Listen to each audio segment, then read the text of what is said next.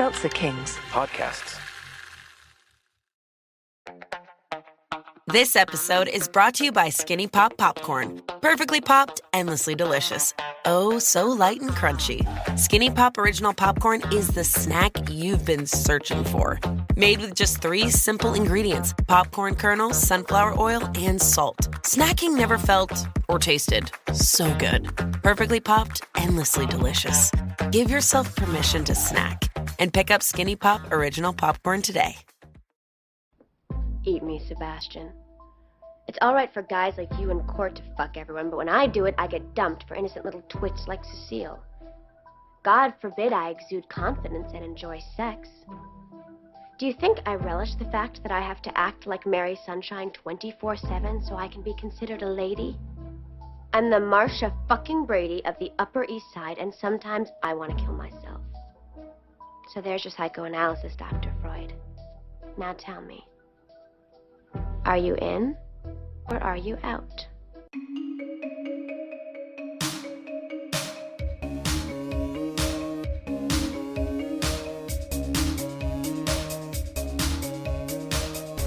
Hey, what's up? Big super exclusive Patreon party people. Welcome to Boys Watching Movies. We're 2 boys watching movies that we may have seen or we may have not have seen.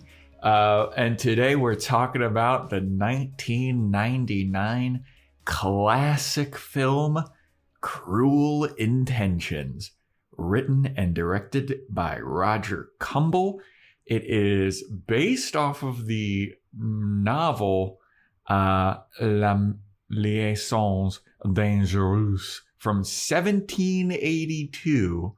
It is a modern retelling, an updated version, starring our dear friend Sarah Michelle Gellar, Ryan Phillippe, whatever, Reese Witherspoon, Selma Blair, and quite a few others.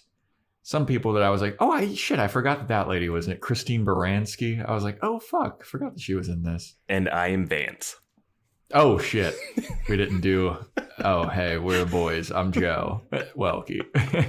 Do you want to retake that intro? No. Not at all right. We're so into it. I was like, am I supposed to respond to any of this stuff that you're talking? Sorry, I got too into the movie. I got too into it. I got too jazzed about getting into the history and all who's in it and everything. Have you ever seen this movie before? I have seen it before. I don't remember anything from it. The most stuff I remember from this is from Not Another Teen Movie, which actually stars Sean Patrick Thomas in a great scene. Where he meets up with the guy and they're like, we can only be one black guy in this movie. And he's like, my apologies. So he leaves. That movie's great. I love Not Another Teen Movie. That's one I think that I haven't. Is that the one with Chris Evans? Yeah. It's so good. They make fun of this. They make fun of Varsity Blues and a bunch of other movies. They break out in like a dance number in that. He was like, crazy. I didn't know we all choreographed this. It's such a good parody of those movies. That's awesome. Yeah. I saw this movie when I was a teenager, and I remember fucking loving it. And watching it again, I didn't realize how much of this movie I actually did remember. There were some quotes that I was like, oh yeah, I used to say that all the time. Now I'm terrified of what quotes. I was gonna say nothing crazy, but the only thing you're writing is gonna be. Yeah. I mean, this was a different time, obviously. I mean, 1999, Sarah Michelle Gellar still doing Buffy. Yes, this is what, season 3 or 4 of Buffy? Yeah. So she's still, I mean, even in Buffy, there's some stuff where, they're saying some not PC stuff that we wouldn't be saying today. Yeah. And Cruel Intentions definitely goes for it on some of this stuff. Joss Whedon wanted her to apologize for this movie, though. Really? Did he? He thought it was like, he called it like some type of porn, like some like porn light or something. I don't know. Dude, fuck him, dude. After all that nether regions fucking spell shit. Yeah, that stuff is more like subtle versus this is just straight up. I mean, she's an actress, you know? Yeah. Was he like worried that it was going to like spoil the Buffy brand? Lot of Buffy even talked about, like, Sarah Michelle Gellar said her whole team was like, I don't know if you should do this one. Like, she's the wholesome, like, I mean, she's not wholesome in Buffy the Vampire Slayer, but she's not this. Yeah. I mean, this is definitely quite a change of pace for her from Buffy. And I'll say I like Reese Witherspoon and stuff where she's less hinged. When she's unhinged, like, towards the end of this movie, I was hoping we get, like, 20 minutes of unhinged Reese Witherspoon. Because isn't she in the movie? What is she in? She's unhinged. She's in this movie, Election. I think she's in that movie with Mark Wahlberg where she has a crush on him and she tries to, like, she's, like, going crazy with Mark Wahlberg. Like, she's in True Little Lies. Legally Blonde? Big Little Lies or whatever? That show on HBO. Yeah. I also was watching this and being like, I don't remember anything else that Ryan Phillippe is in. I know that he's in I Know What You Did Last Summer, but I've never seen that. Every time I think of him, I think of MacGruber and him having the celery in his butt. That's what I picture when I think of him. Because did you ever see MacGruber? No, I heard that it's amazing though. I need to rewatch it because everyone says it was amazing. I watched it and I was like, okay. And then they came out with the series on Peacock, I think. Yeah. But I haven't checked that out either. All right. Let's get a little quick plot synopsis. This is a pretty straightforward story. Like, not there's some twists and turns, but it's oddly like a rom-com setup, but it's so dark and fucked up. I guess you could say it's a rom-com setup. I mean, do you consider She's All That a rom-com? Yeah, I was going to say, I feel like we've talked about how this is like She's All That, but like fucked up She's All That. Yeah. So basically what happens is Ryan Phillippe plays a character named Sebastian, and Sarah Michelle Gellar plays a character named Catherine, and they are step siblings, and they are super mega wealthy, snobby, rich New York City high schoolers.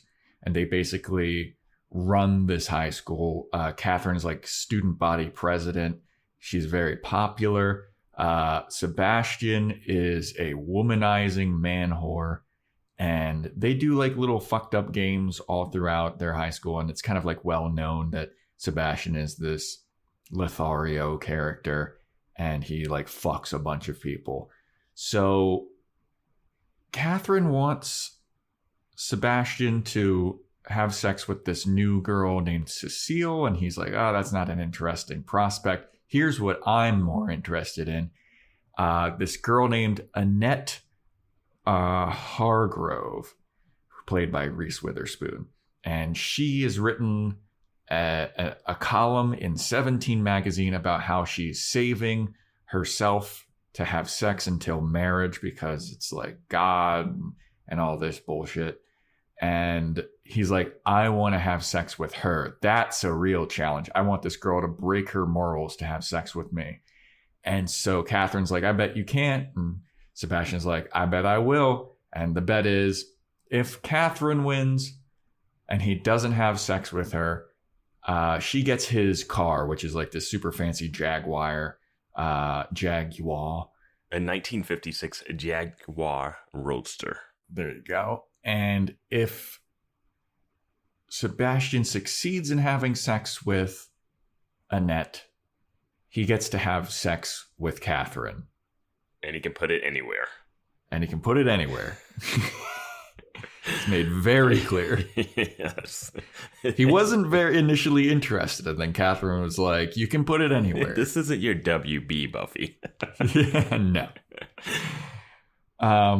So then the bet is on, and Sebastian is in pursuit of Annette, and of course, eventually he falls in love with her, and then they eventually do have sex because they do love each other, but then he tells her about the bet, and he's like manipulated by Catherine into dumping Annette, who he actually loves, because Catherine like makes him feel insecure about his reputation as a womanizer.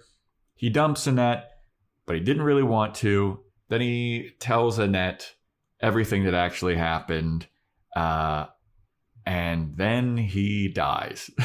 Yo, I lost my shit when he died. I forgot that he died. I had no idea he died at the end. And I was like, holy shit, he died. They really did it. We'll talk more about it when it happens, but that was crazy to me. I was not expecting that. And I don't know why it was like darkly funny. It was because there's no reason for him to have died. He's lying on the ground like a Family Guy character with his arm twisted up behind him. He's like, I love you. Oh, man. It was... I completely forgot that he died. And I was like, oh, he's not dead. And then the next scene is like his funeral. I was like, oh, shit, he's dead. I couldn't stop laughing. I don't know why. I was just like, are you serious? They killed him? You know how fucked up Reese Witherspoon's character's life is now? Oh my god, dude.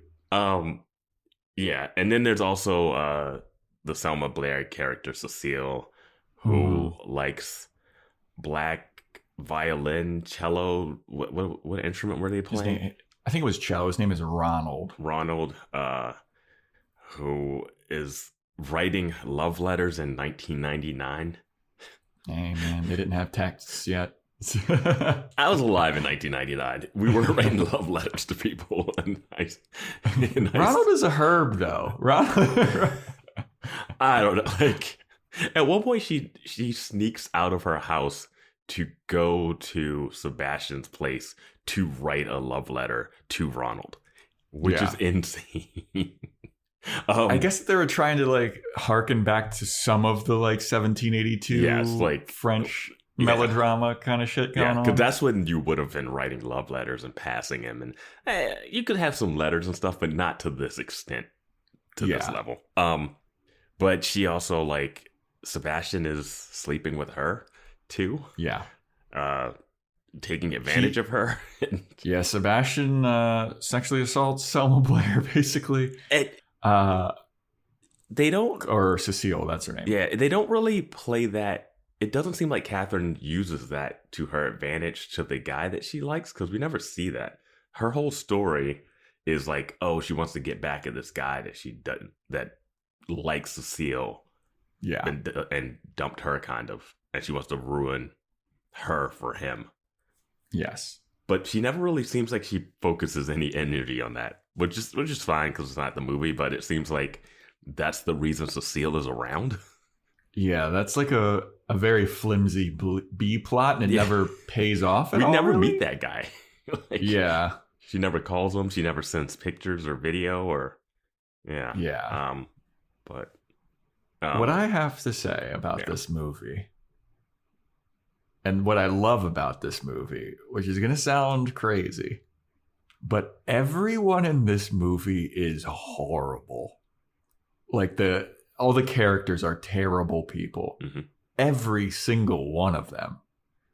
Reese Witherspoon and Cecile are supposed to be like the opposite stuff of like Catherine. They're supposed to be the chaste. Like Cecile is like naive to a point where I was like, is she even old enough to have sex? Like the way she was acting. She acted like she was like 12 on purpose.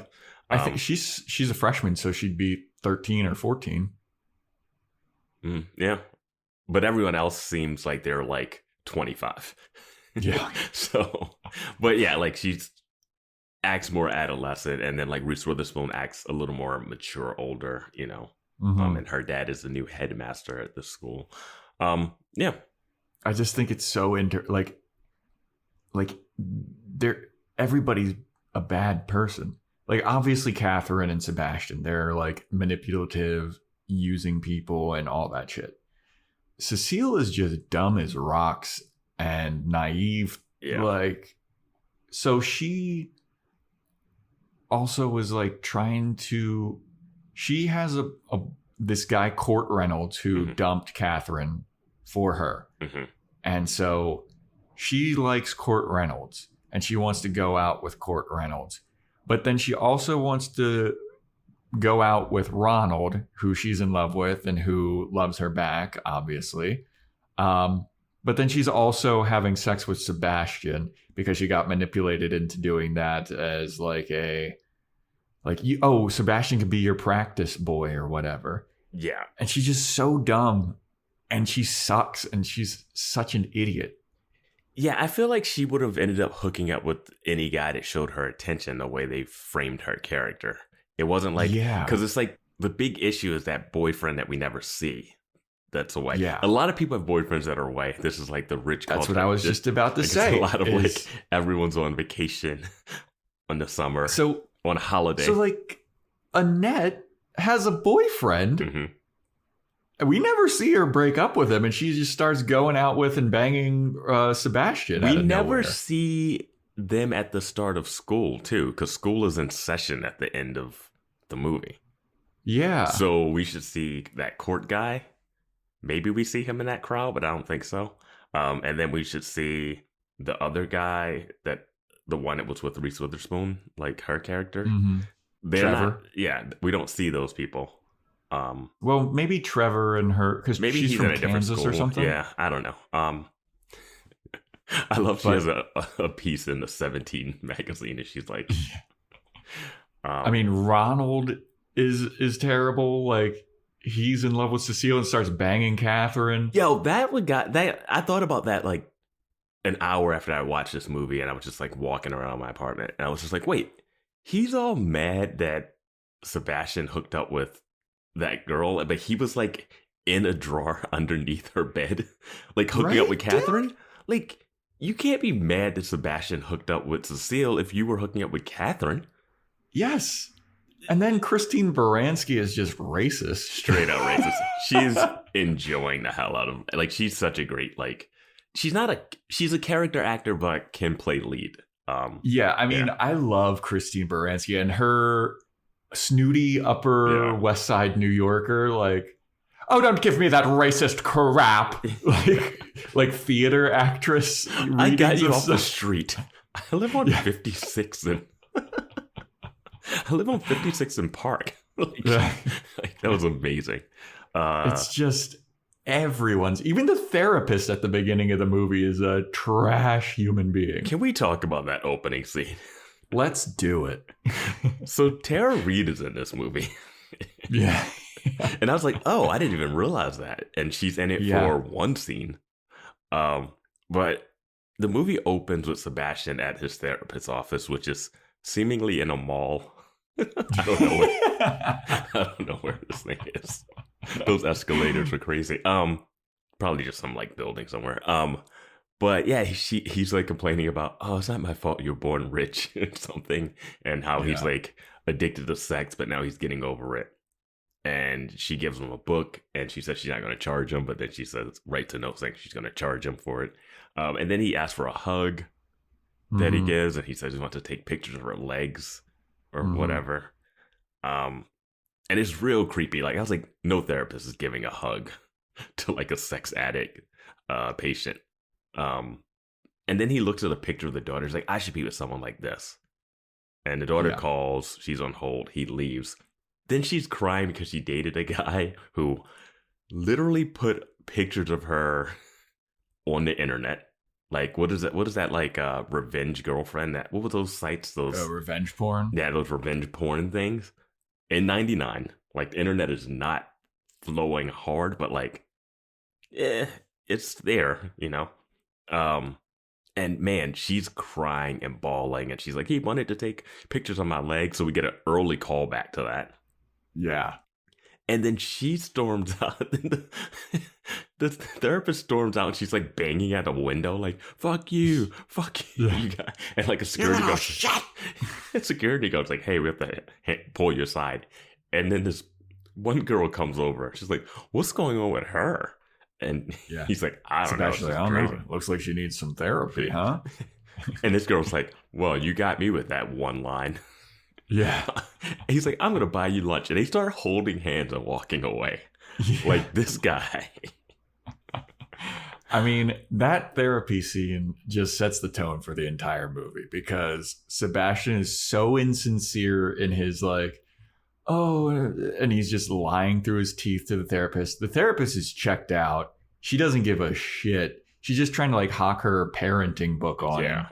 Yeah. Like, why would that help him at all? She was in she's a lawyer in Liar Liar, and that's what I always remember her from. But like when he is like, man, you've got such great legs and I want to take pictures of you. And she's like, yeah. And he's like, can I have a hug? Mm-hmm. Like Ryan Phillippe's acting in this movie, like I couldn't tell if it was a choice to be like this insincere or if he's just a bad actor. I was watching a video essay afterwards that was like, why Catherine isn't the real villain in the story, which I agree with parts of and not a lot of stuff. But they were talking about how like they act differently when they're around other people and they put on this fake air. And I was like, does he ever switch his character acting? He's always kind of like, did you ever see 10 Things I Hate About You? That movie? No. Because that's another one that has like this bet thing where Heath Ledger is like betting with, what's the actress's name? But it's like, oh, you can't date her, or you have to date her. What's that lady's name? She's in Save the Last Dance with this guy. She was like in all of those movies. God damn it. It's like Julia something. Julia Stiles, right? There we go. Yeah. So she's in it, but the guy, I think Gordon Levitt wants to like date her sister, but the sister can't go until the older sister gets on a date. So he gets Heath Ledger to take out her and they fall in love. And then she finds out like, oh, he paid you to date me. And then, the same. Isn't that the one that's like Shakespeare? Yeah, that's a Shakespeare one too. And this is kind of like Taming of the Shrew. I mean, they're all stuff like that. But the acting in that was more like cartoony and playful. And this still has that, but it's dark. It's like it has that playful cartoon acting, like the smirk that he gives. That's I don't know if you watch this on Amazon, but like that thumbnail of him smiling, it's so Joker creepy. I was watching it and I thought the same thing. I was like, is he good? Because I haven't watched him in a ton of things. I don't remember him in I Know What You Did Last Summer. The only thing I know about him is the MacGruber stuff and that he was actually married to Reese Witherspoon. They got married like right after this movie. They were dating before this movie or during it. They started dating in like 97 or something and they got married like right after this movie came out. But like, I love that. So Tara Reid calls the therapist her mom, and she's like, I was going out with this guy. He said he put pictures of me online. And the therapist is like, what kind of pictures? She's like, fucking nudie pictures, Mom. And her computer in the background. You remember in Jurassic Park where they had that Dennis Nedry like, you didn't say the magic word. Take a drink. We brought up Jurassic Park.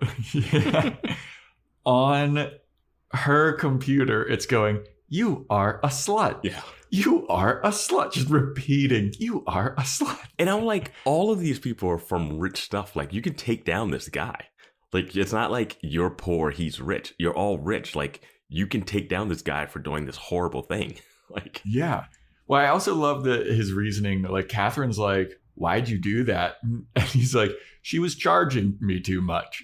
And this is the point I want to bring up where where he starts to grow a conscience is when Catherine wants to like screw over Cecile. Yeah. And Ronald, he's like, should we do this? We're hurting an innocent person here. And I'm like, dude, you just did. I'm doing a Joe, dude. Dude, you just did. You just slut shamed a girl because her mom was overcharging you in therapy sessions. Like, what you did to Tara Reid's character is so bad and on the same par of what it's even almost less than what Catherine's going to do to Cecile. She's going to be like, oh, I'm breaking up a relationship, not slut-shaming her on the internet. Yeah, exposing her to the World Wide Web. Yeah. Like, and he's like, oh, we shouldn't do that. We're hurting an innocent girl. I was like, let's not try to make this guy good at the end. Yeah. Sebastian's awful. Sebastian's a piece of shit. Start to finish. Dude, they are all pieces of shit. But they try to make him have a moral, like, come around. I know. And I was like, there's not one good guy in this movie. There's not one good person in this movie. Well, you could say Reese Witherspoon's good. She's cheating on her boyfriend. Until the end. Until the cheating part. Yeah. But, yeah, man, like, Sebastian is such a smug and smarmy. Like, that's what confused. I was like, if he's trying to be insincere, if Sebastian is acting insincere, like, he's going way over the top with it. Like, no one would believe a lot of the stuff that he's doing. You know what I mean? And I like the movie for what it's trying to do and what it's saying, because, like, Tara Reid's character is like, oh, my reputation's ruined, and there's a lot of, like, your reputation talk, and that's how Catherine gets him to, like, break up with Annette, which is a funny name for the character at this point. And then she's worried about her rep at the end, Catherine, at the end of the movie. So it's all about reputations and stuff, right? Well, I mean, even Cecile's mom is worried about Cecile's rep because she doesn't want her going out with Ronald because he's black. Yes, exactly. So it's a lot of that happening. And the movie does a good job with all of that. The thing thinking back on this movie is this is a lot of kids' sexual awakenings. And it's for Ryan Phillippe, who is the worst person possible. Yeah, man. And I could see, like, if you're a guy watching this and you're like, oh, shit, Buffy's going, like, crazy and, like, is hot. And then you got, like, Selma Blair, who's, like, very childish hot. And then, like, Reese Witherspoon is pulling a Jennifer Aniston towards the end of the movie with just, like... Oh, yeah, she is. I didn't realize she was cold this busty. Day in New York. I don't think I've ever seen her that busty.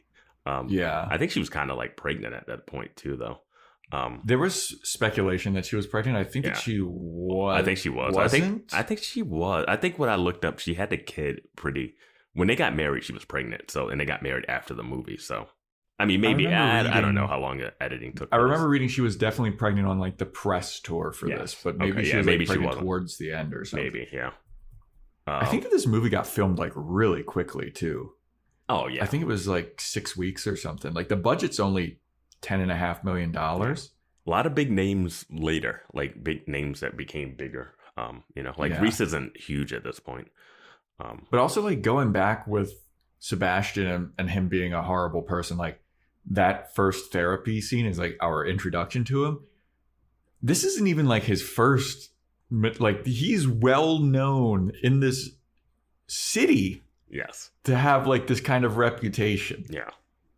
So he is just, like, a horrible person. And this isn't, like, the first movie we've had where, like, the main character guy's, like, this Weasley womanizer, and he comes around and he's like, oh, wait, I'm actually, like, I need to be a good person.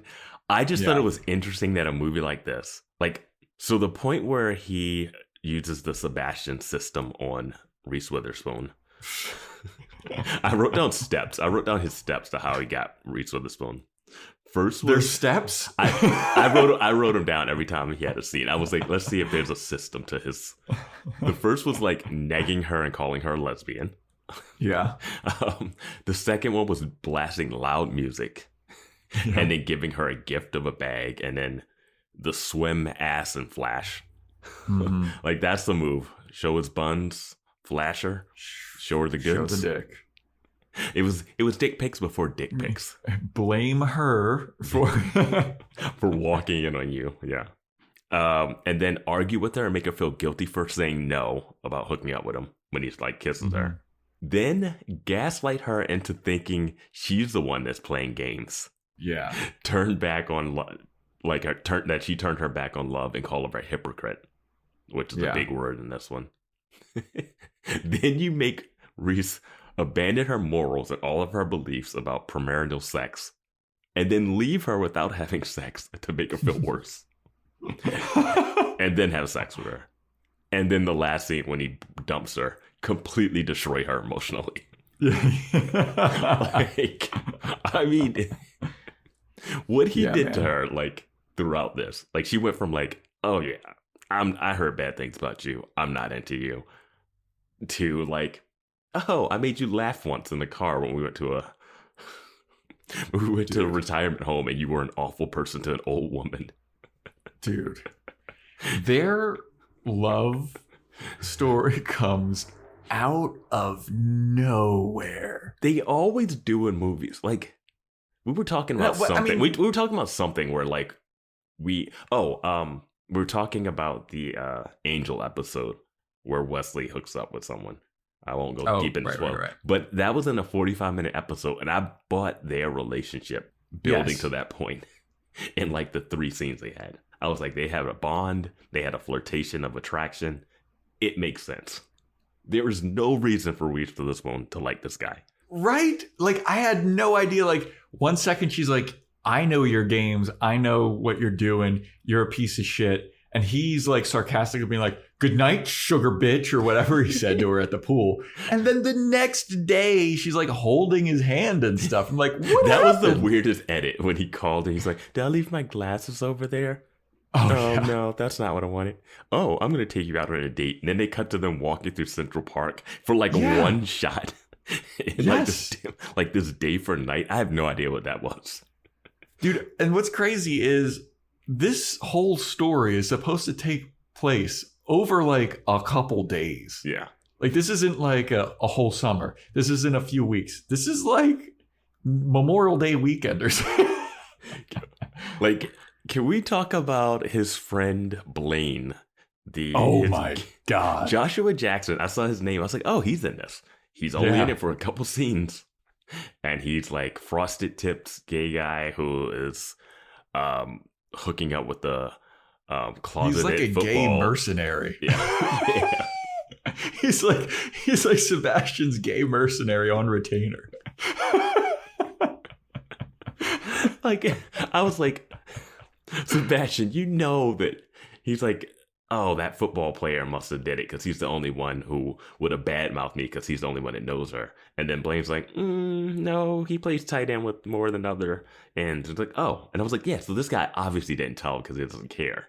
But then they still like run this thing where he's going to burst in on him, take pictures of him in bed. Dude. That scene when he bursts in and takes a picture of him, I'm like, I'm sorry. If you're a closeted star football player and this guy has a camera and he just took a picture of you, you're beating the shit out of this guy and smashing that camera. Dude, right? He just kind of sits there with his head in his hands like, my reputation. There are movies where people will kill someone to keep their closeted secret a secret. You mean to tell me he's not beating up like Ryan Phillippe Sebastian? Like, dude, Sebastian, when he comes in, he comes in with like zero emotion, zero like hurry, zero anything. He just walks in deadpan, dead-faced, takes out his camera, and like, what's Joshua Jackson's Blaine name? Blaine just like kind of just sits and starts like playing with his nails or some shit, and the football guy is just like, no, don't do it. Oh, my reputation. He said it like this guy was the police and had a whole crew of people behind him. I would have been like, Blaine, you set me up. Because otherwise, why is this guy walking in on this? Why are you so casual about this, Blaine? Yeah. I'd be livid if I was that guy. It was unreal, dude. And I mean, that football player is like sobbing and looks so like, oh my God, whatever you say. Sebastian's like, why don't you talk me up with her? Yeah. That'll work. And I was like, that's a good like wait. They needed that. They needed him to get like some like positive like press out there. Yeah. Yeah, because all that Annette has heard about Sebastian is just terrible things. I thought she would have heard that from Catherine. I thought Catherine was going to like I thought it was going to be a big like Catherine trying to stop this from happening so she could get the car. Yeah, throwing a monkey wrench into the plan. But that would have made sense. Yeah, but then it turned out to be Cecile's mom. Yeah, Christine Baranski. Like, how the fuck did she know about Annette going? And why is Annette staying with their aunt? Like, they're staying at the same house somehow? I don't know. I don't have no idea why Annette was staying. I mean, we're both at their place. We're both very wealthy people, come from very wealthy, prestigious families. So we've been through this. So I just didn't understand their crossover. Yeah. I don't get how she ended up at their house. Yeah. But whatever, Yeah. But like, I also love that after Sebastian blackmails this football player, after that, they're like bros. Yeah. Sebastian like calls him up and like, his name is Greg. Yeah. Greg is just like on the phone, like, she totally bought it, bro. Hell yeah, man. Like, you're in, dude. It's like, why are you buddy with this guy who just fucking threatened to release pictures of you hooking up with Blaine? Like, what are you doing? And then he even calls him later and he yells, he's like, I'm sorry, man, she's staying at this place, and like gives him more information. Yeah. Yeah, it's wild. I just also love that Blaine is just a hired gun for Sebastian. He's like, hey, I need you to fuck this guy because I need to get some information or something. I thought Blaine was going to be more of a friend that shows up more throughout it, but that's it. That's the end of Blaine. Yeah. Like, I was like, wait, that's it? He's as integral to this plot as Greg, the football guy. Well, Greg, like they're in 2 scenes each. Greg, and he called Greg later, not Blaine later, to figure out where. Like, why not have Blaine have been friends with Annette? Yeah. Annette is friends with this weird jock, closeted, like, telling that story to his friends about like making this girl blow him, and it's like, geez, they all like high five. He's like, Greg, ultimate Greg. It's like, Jesus Christ, dude. Like, what? It's not gonna suck itself, bitch. Yeah, and they're like, yeah, cool story. And he gets a phone call, and he's like, "Oh, hey, Blaine, hi." He does my favorite thing is when they get a phone call and then they switch hands and ears because they want to keep it secret. But like, why would Greg be friends with Sebastian after this? Like, Sebastian's such a scumbag. I mean, now you're in his pocket, and unless you smash the camera. This isn't cell phone camera, and this is going to the cloud in 99. You smash the camera, he doesn't have proof. Like, I don't know. But yeah. I think the star of this movie, though, is Buffy. Oh. Catherine is so good in this. Yeah. Yeah, all of her manipulation is incredible. Like, it's so sinister. Now, the iconic scene that they do such a good job of in Not Another Teen Movie, because they're playing on that one I've Never Been Kissed, where Drew Barrymore goes to high school as an older person, but they go with a really, really old lady that's pretending to be in high school, and then she has to make out, and they use the like slobber, that like little strand of saliva, but they do more of it in the movie. It's so good. Not Another Teen Movie. Check it out. It's so funny. I did not realize this scene. I didn't remember. I knew the scene happened. I didn't remember I knew that they kissed. I didn't remember where it happened. I did not think this would happen outside in a public park. Yeah, it's in Central Park. For a person who's like, my reputation is everything.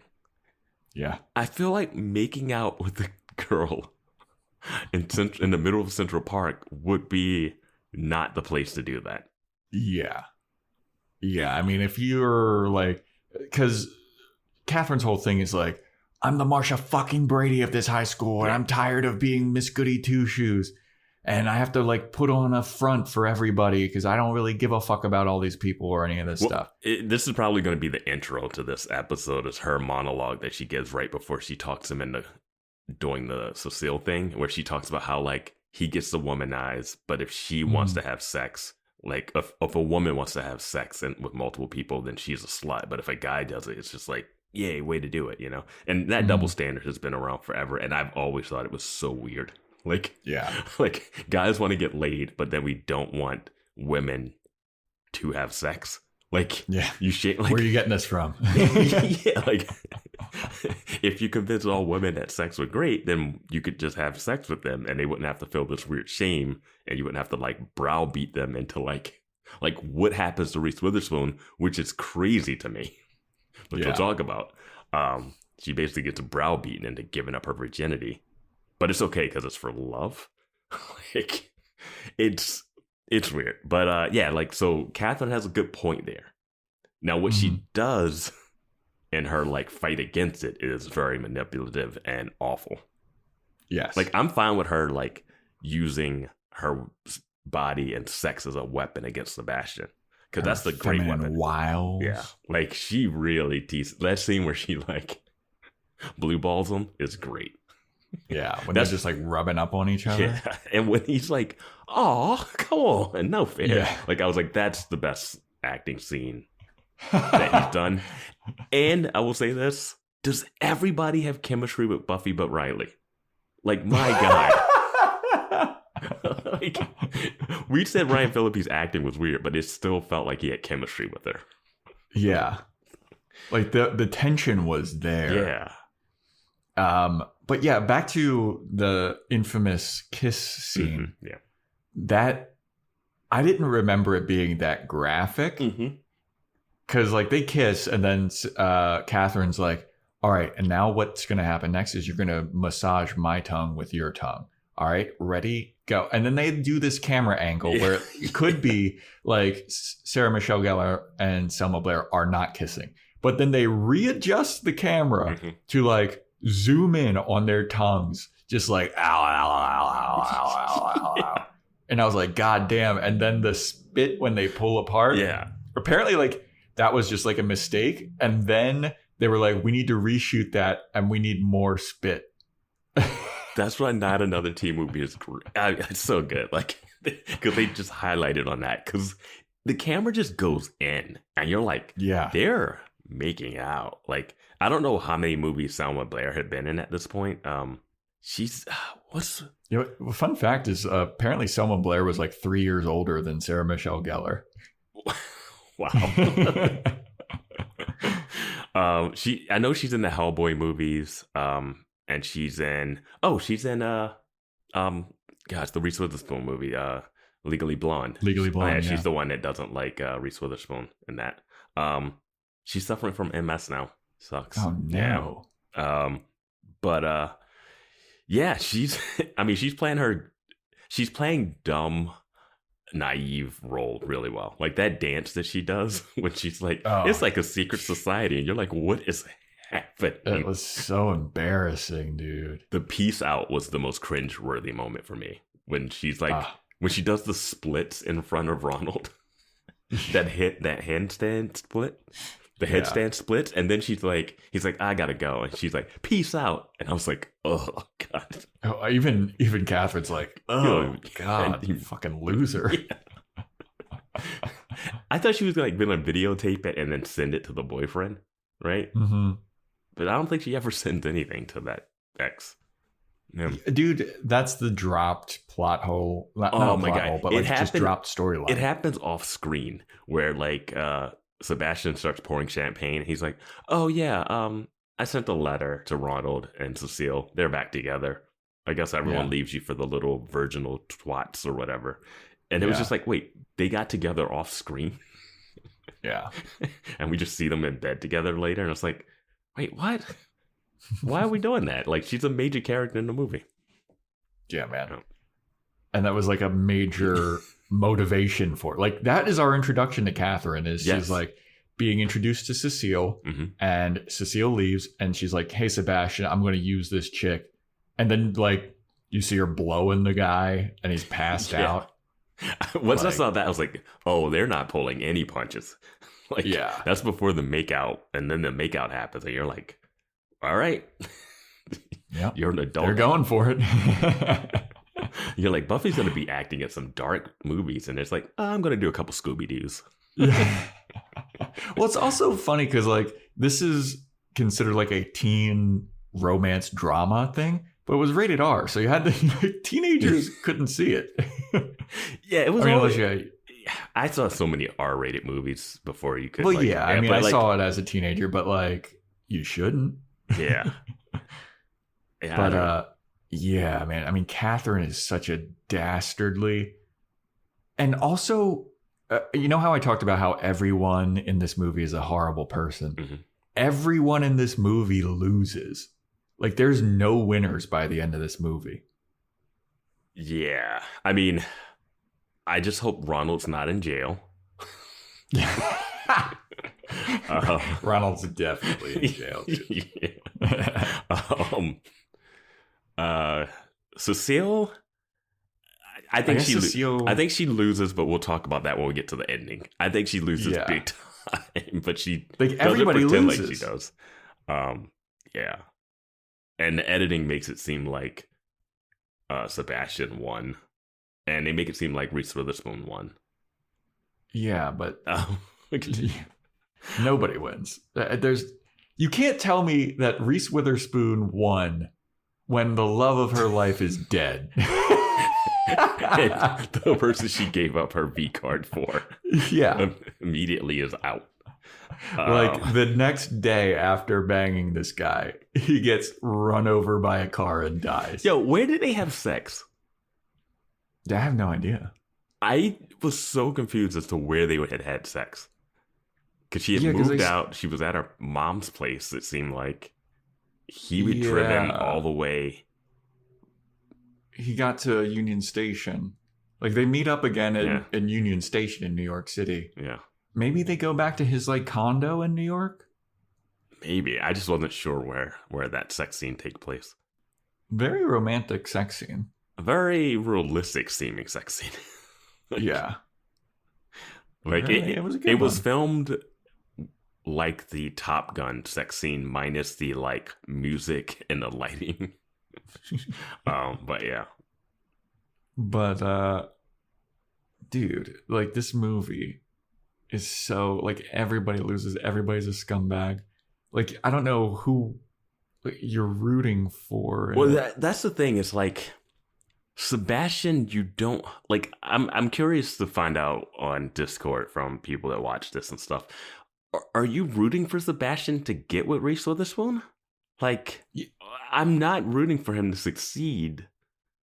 Yeah, and also because he's so insincere throughout the entire movie, like, I had a hard time believing that he actually was in love with her.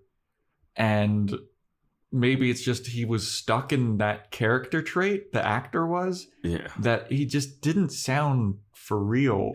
Because, and, like, she's all that. He's like, all right, I'll take the bet. I'll try to turn this, like, losery girl into something. And trying to just win the bet, he starts to know about her and fall for her. And then he goes, ugh, I don't want to win the bet anymore, right? Mm-hmm. But the guy wasn't, like, a monster. Like, it wasn't like he's the worst person ever, like, to begin with. Like, you're already like, I don't want him to succeed at all. Like, he was like, okay, this guy shouldn't be trying to do this for a bet. But he did fall for it, and he tries to get out of the bet, and then the friend gets jealous and, like, always tells the girl, and she's like, what? It was a bet. He's like, no, but don't worry, I'll just do a big gesture, and then we'll be fine. And we get this in this movie. We get a big gesture that I think would have been the biggest red flag ever. If someone gives you their psychopath manifesto of a diary with cut out pictures of people and that detailing all the horrible things he's done, it's no way you read through that and go, you know what, I should really get back with this guy. You know what? I gotta find him. I'm in love with him. Oh, I don't have to worry about finding him. He's been sitting outside my place all night, stalking watching me read it. It's like, you creep.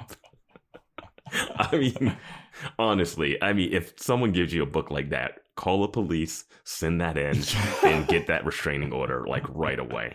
Like, honestly. Yeah, I mean, and again, it's like they only pay attention to his journal from the moment, like, the movie begins. Like, this dude has a reputation. You don't get a reputation after one instance. Yeah. This has happened a lot. And so, like, you have to, I mean, I think that, like, one of the sequels to this movie, like, it is a prequel. And it's, like, exploring what Sebastian and Catherine were doing before this. None of the same cast, right? No, none of the same cast ever appears in any of these sequels. But Amy Adams is in one of the sequels, actually. Oh, nice. Like, but I will say this is a good movie. I like what they tried to do. Like I like the themes that they're going for. I think my issue is like, you're not supposed to like the person, and I don't think they want you to like him. Mm-hmm. And I do think what Catherine's motivation, I understand. Like, she feels like she has to do the Marsha Brady thing. Like, she has to be nice. She just wants to be able to be able to like do her, like, be sexually open and not have to put on airs to succeed in the world that is like, women have to be in this one little box. And Reese Witherspoon is in that box. And then you have Cecile, who's in that box, you know? Like, oh, she's so naive. All the people keep picking them over her, right? Yeah. The video essay was like, oh, even Ronald picks her over Catherine. I was like, did Catherine kidnap him and shove him in that drawer underneath? It's like, what happened there? Like, I don't know how that... I don't know what happened in that scene. She just seduced him, and he just... I don't know. Just called him up and was like, hey there, big boy. And he wasn't like, oh, but I love Cecile. He was like, I'll come over. Like, sure, I guess. Well, didn't she like kind of try to seduce him when she and Sebastian meet up with him in that elevator, and then they get him to like write another love letter? No, and she's like touching him, and then Sebastian stops her. Oh, I thought it was more like he was like, why do you guys want me to do this? And then like he's like, oh, I don't. And then she gets up and goes like, oh, but we really care about your relationship and we want to help. Like, because they didn't have an excuse of why they're so invested in this love story. I know she goes behind him and she's like, she's just like rubbing up on him and stuff. But I feel like that's just what she would do to like. I didn't feel like that was her putting a move on him at that point, because she still wants him to write the letter. Like, she still like, her motivation should be to get him to sleep with Cecile. Yeah. But then, like, she wants her brother to do it, and he doesn't. That's the weirdest part about this movie. In the middle of his, like, being in love with Annette, he still, like, sexually assaults bangs. Cecile and is banging her randomly and treating her like shit. Dude, when he shoves her off of the bed, she just like flops. They both shove her off, because then she, like, before that, she hugs Catherine, and Catherine shoves her in between the coffee table and the couch in that room. Yeah. Like, they just do not give a shit about Cecile. Oh my god! And Cecile was like game once she had that awakening. Like, yeah, once he like went down on her. Yeah. And she was like, and I fucking. You know, I had an explosion, but not like a bad explosion. It was a good explosion. But I mean, dude, I didn't really like it. I think that Sebastian's kind of gross. And Catherine's like, you need to keep fucking. He needs to show you the way. I mean, you want to impress Ronald, right? Yeah. I was like, does she? Like, was it to impress Ronald, or is she still with that other guy? Yeah, that's what I was. Is she with Court? Like, how many people does she need to sleep with for your plan to work? I don't know. But and also, is Court like obsessed with virgins or something? Like, why would he give a shit if she? Yeah, we don't get a lot about him except for he got drunk and passed out while Buffy was blowing him. I love that you called her Buffy. I'm gonna keep calling her Buffy a ton. Well, then he dumped her over 4th of July weekend. Yeah. Can you believe it? Us being super wealthy, prestigious people, 4th of July weekend means a lot. You know. Well. Yeah. Yeah, you might not know it, you know, if you're just like one of the middle to lower class people. If you're not with your Arbor Day celebration. But if you're listening to this, you're a Patreon exclusive member, so you're obviously you're of the upper class in the Hamptons. I love the aunt when she's like, "Oh no, my friend just called and they need more volunteers at the retirement home, but I have theater tickets." Yeah. Like, that's amazing. Yeah. And then, dude, that scene when they're at the retirement home and Sebastian's just being the worst again. Yeah. And he's just like taking advantage of a lady with dementia. There were 2 times where I thought he was just going to bang an older person. The opening scene and this scene. I was like, I just don't trust this guy anywhere, man. Like, I'm serious. I thought he was going to bang the therapist when he talked about her legs and that stuff. I was like, yeah. Because she didn't seem like she wasn't game for it. I didn't know where that hug was going to go. Yeah. Can I get a hug? It's like, and then when like the nurse comes back in the retirement home and he's like, on the bed. I've got 3, and he's just like looking at her like cheesing like a son of a bitch. That smile's like a psychopath, dude. Yeah, it was like, when is this dude sincere? Like, when is he go? How does Reese Witherspoon see this? Then it's like and that car ride. Like, oh, he's a good. Well, yeah. Then the car ride. They leave and he's like, I feel like I actually learned something. Miss Sugarman is cool. I'll say it. We played backgammon. Yeah. And Annette's like, you really didn't have fun. And he's like, you're right, I didn't. It sucked. I hate charity. And then Reese Witherspoon is just like, time to hold your hand. Yeah, he's like, I don't like charity. That makes me a bad person. She's like, it doesn't make you a bad person. I'm like, sure. You don't have to be a good like, if you don't do charity work, you're not necessarily a bad person. But nothing that this guy did made him a good person. Like, you basically held his hand after he was like, oh yeah, I don't like charity work. I think I'm a bad person. I've been manipulating you this whole time. And then she makes the craziest faces I've ever seen in my life. Yeah. I was terrified of those demon faces that she was making. It was... Something about her skull is... yeah, she has... Like, I posted a GIF of it in Discord. No, it's unsettling. She is an attractive person, but she has like a really unique shaped head and a pointy chin. My one buddy in New York had a joke about how... about Steve Nash. And he said that Steve Nash is the type of person, when you look at him, you're very aware that he has a skull. Yes. Yeah, when you can see someone's full cranial shape. Like their whole... Yeah. Like when someone has like too much bone structure, you know? Yeah. I mean, I kind of have that. Yeah. I've got that. And Reese Witherspoon in this scene, like, I never noticed it before, like, because she's like super cute and like... But when she starts making these faces, dude, I was just like, this is demonic. I was like, this is horrifying. And then he genuinely laughs, which I like that him laughing was like this big breakthrough of like, oh shit, no one's ever made him laugh. And the video essay I was watching was like, they're both, Catherine and him are both depressed people. And oh, definitely. And they both only, the reason that like Catherine is so pissed off at the end is that like, when he makes his turn, then like they can't bond over stuff anymore. Like it's the it's like what happens with the initiative people in Buffy the Vampire Slayer. Like when they were someone else and they're like, hey, maybe not. They're like, well, fuck you. Like you changed. And like she's like, oh my God, like we were the two people that could be like horrible people with people and we could relate to each other, you know? But now that you're like on this love tangent, now I'm like on an island by myself, and I thought that all worked, but then what I thought was interesting about that scene when like they can't relate anymore. Catherine's like, you were supposed to be in love with me. I thought you were in love with me. I was like, when was that? What? Yeah, I was like, I thought he just wanted to fuck you. I was like, I don't think there was any love there. Yeah, it seemed like you guys hated each other, but like used each other and.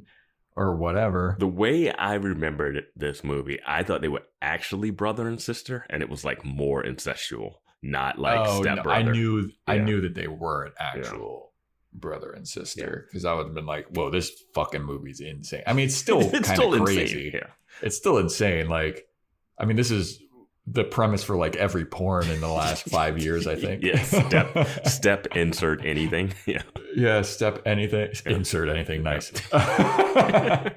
You can put it anywhere. What did you think about the lack of parents? I did like the lack of parents in this. Well, I actually had to look up to be like, what is this? Is high school? They're in high school. Yeah.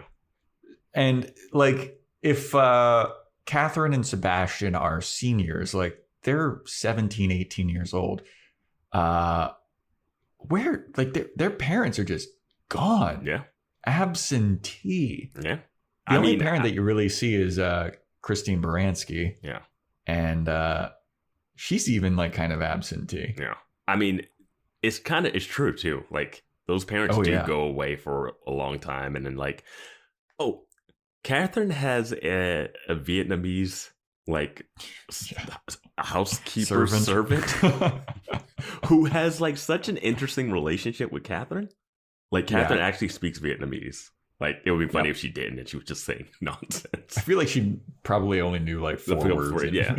But it's interesting that, and then it's interesting like when she like stumbles onto Ronald and Cecile and she smashes something and she goes whatever her housekeeper's name is, I forget. And she's like, "Oh, be more careful." And then she looks at Catherine like, "Oh, you." Like they have like not an antagonistic relationship. Yeah, it's like she knows that she's the fall guy for some of Catherine's stuff, but she knows what Catherine's up to. We never see them being mean to the help necessarily. Okay, yeah, that's a positive. Yeah. like even when he comes back and he's like, even when Sebastian comes back and he's like joking with the doorman and the doorman kind of laughs.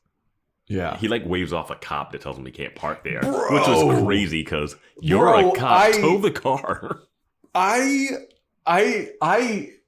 That scene blew my fucking mind because they're in New York City. Yeah. Dude pops an illegal crazy U-turn, parks in a red zone, and the cop's like, "Hey, sir, you can't park there." I was like, you need to give that guy 2 tickets, dude. Like, that's towed away. Those cops don't give a fuck, dude. Yeah. Oh man. He just kind of like waves him off like so dismissive. Yeah. And I was like, that. And I love that. It's fine, but it's like it works if it's like you can't park here and it's like your handicap spot at like a company or something, but not like city. Like you can't do that to like a city cop. Yeah, man. I mean, that U-turn, because I've driven in New York City before, it's a nightmare. Yeah. Just the fact that he was able to get off that U-turn is insane. And then he parks in a unparkable zone, and then I was like, they're gonna tow that car. Like that's they don't just go, "Oh, well, I guess we'll leave it." Like, that's unreal, man. Yeah. Sorry, we're going to so many tangents. Had a traffic corner there for a sec. I had to be like, "What the fuck? That was insanity." The lack of parents. The lack of parents. We're talking about. Yeah, I think we've said probably on some Buffy stuff, it's like, where's Joyce or where's so-and-so's parents? Where's Xander's parents and stuff? But in this, I was like, I'm all right. They're kind of away. We do see like aunts and stuff and like some people's parents, but like not really. And it's okay, I guess. I was just like fine with it. I assume like when you're that rich, you don't even parent your kids anyway. You have babysitters. Well, that's the opening. Pairs. That's the opening line, basically. It's like, "Oh, born rich." It's like, it's not your fault you were born rich. And like, then the therapist's like, parenting is what lack of parenting really does damage on you. But they say that, but then they never show any parents. So it's like, that is the lack of parenting. Like, it's like just non-existent. Yeah. It is fun though. It is fun to see like just high schoolers roaming around, no supervision. I love Ronald was writing a Martin Luther King opera. Like he was writing his Hamilton. Yeah. Speaking of Ronald or like people beating the shit out of Sebastian. I don't know why, but he looked so short in the entire, like, I don't know how tall Ryan Phillippe is, but dude looked so fucking short through the whole movie. And I was just like, this guy, he's 5'9".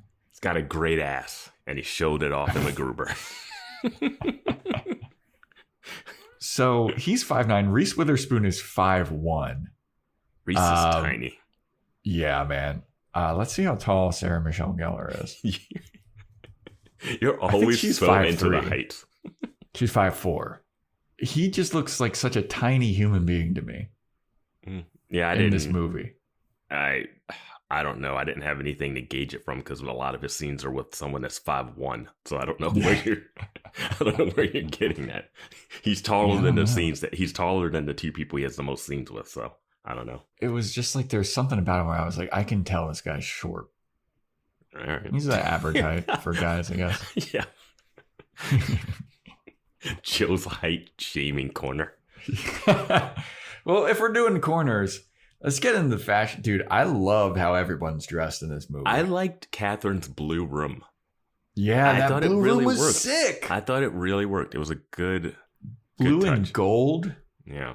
And like her corsets and stuff, like she looked so good. And she's wearing black all the time. Mm-hmm. That is so New York City too. Mm-hmm. That is so like in New York, everybody wears black all the fucking time. Sebastian's coat was classic. That like long, yeah. Yes. Yeah. And he's always looking sharp as well.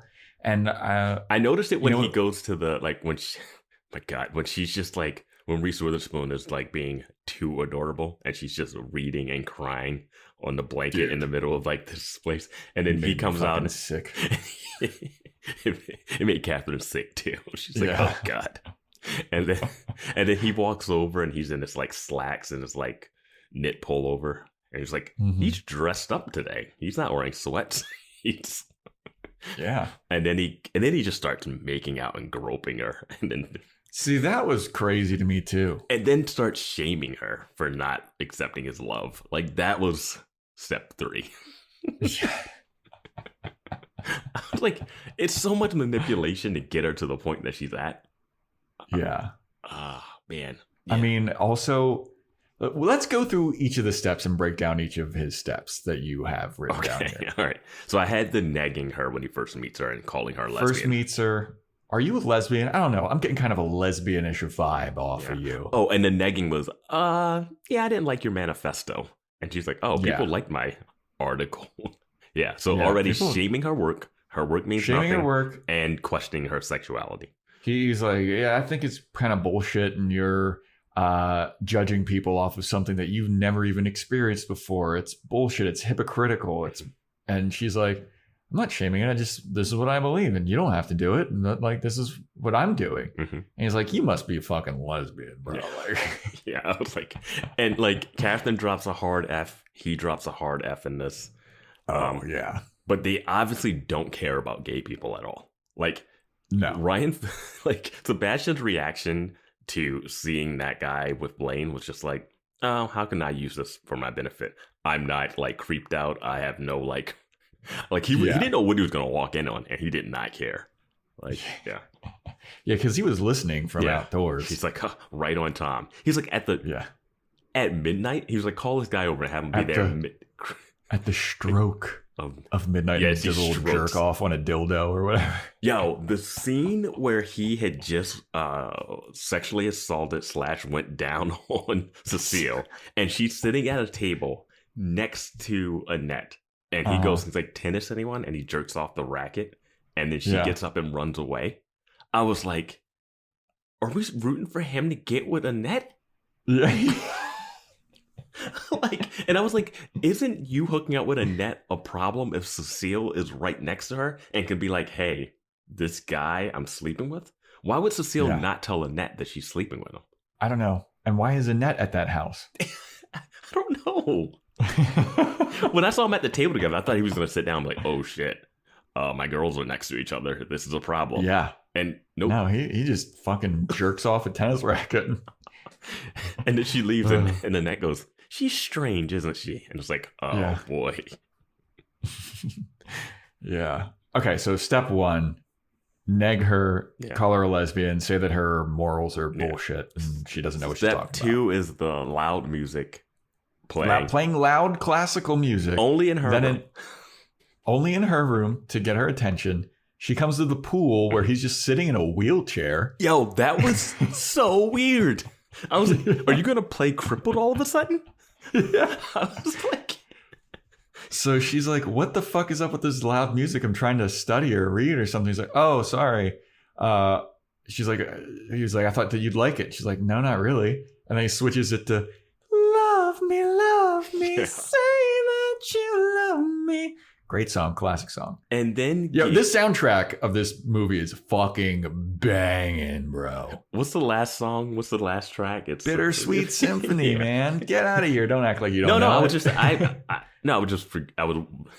what it was. Yeah. Calm down, it's dude. So good. Calm down. Oh.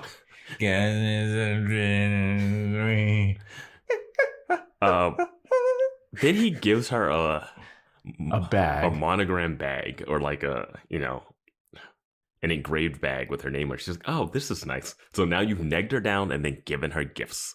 No, he gives her a gift and she's like, oh, thanks. And he's like, snatches it out of her hand and goes, it's lame. You hate it. And she's like, no, I love it. Yeah. I was like, oh, the manipulation. And then even that convinces her to stop studying and swim. Or what is she doing? I don't even know what she's doing. It's summer. Yeah, she's reading. She's reading and crying. Who knows what the fuck she's doing? And then he's like, this is perfect. We'll go for a swim. I'm surprised and then she even at this point is about to go and then sprays a little perfume on her wrist because she's like, oh, I want to flirt. I'm like, what has given you? Yes. At this point, what you changed? At this point, you still know that he is a bad guy from what you've heard. Yes. She's already into him. And this is before she even sees his body and he's like hot as shit or whatever, right? Yeah. So, bam. Then she gets into the water and then they have the thing and he basically just tells him. He negs her some more and is like, yeah, your morals are bullshit. Yeah. Why don't you accept love and why don't you like me? And she's like, because you're a scumbag. And I know you're a scumbag.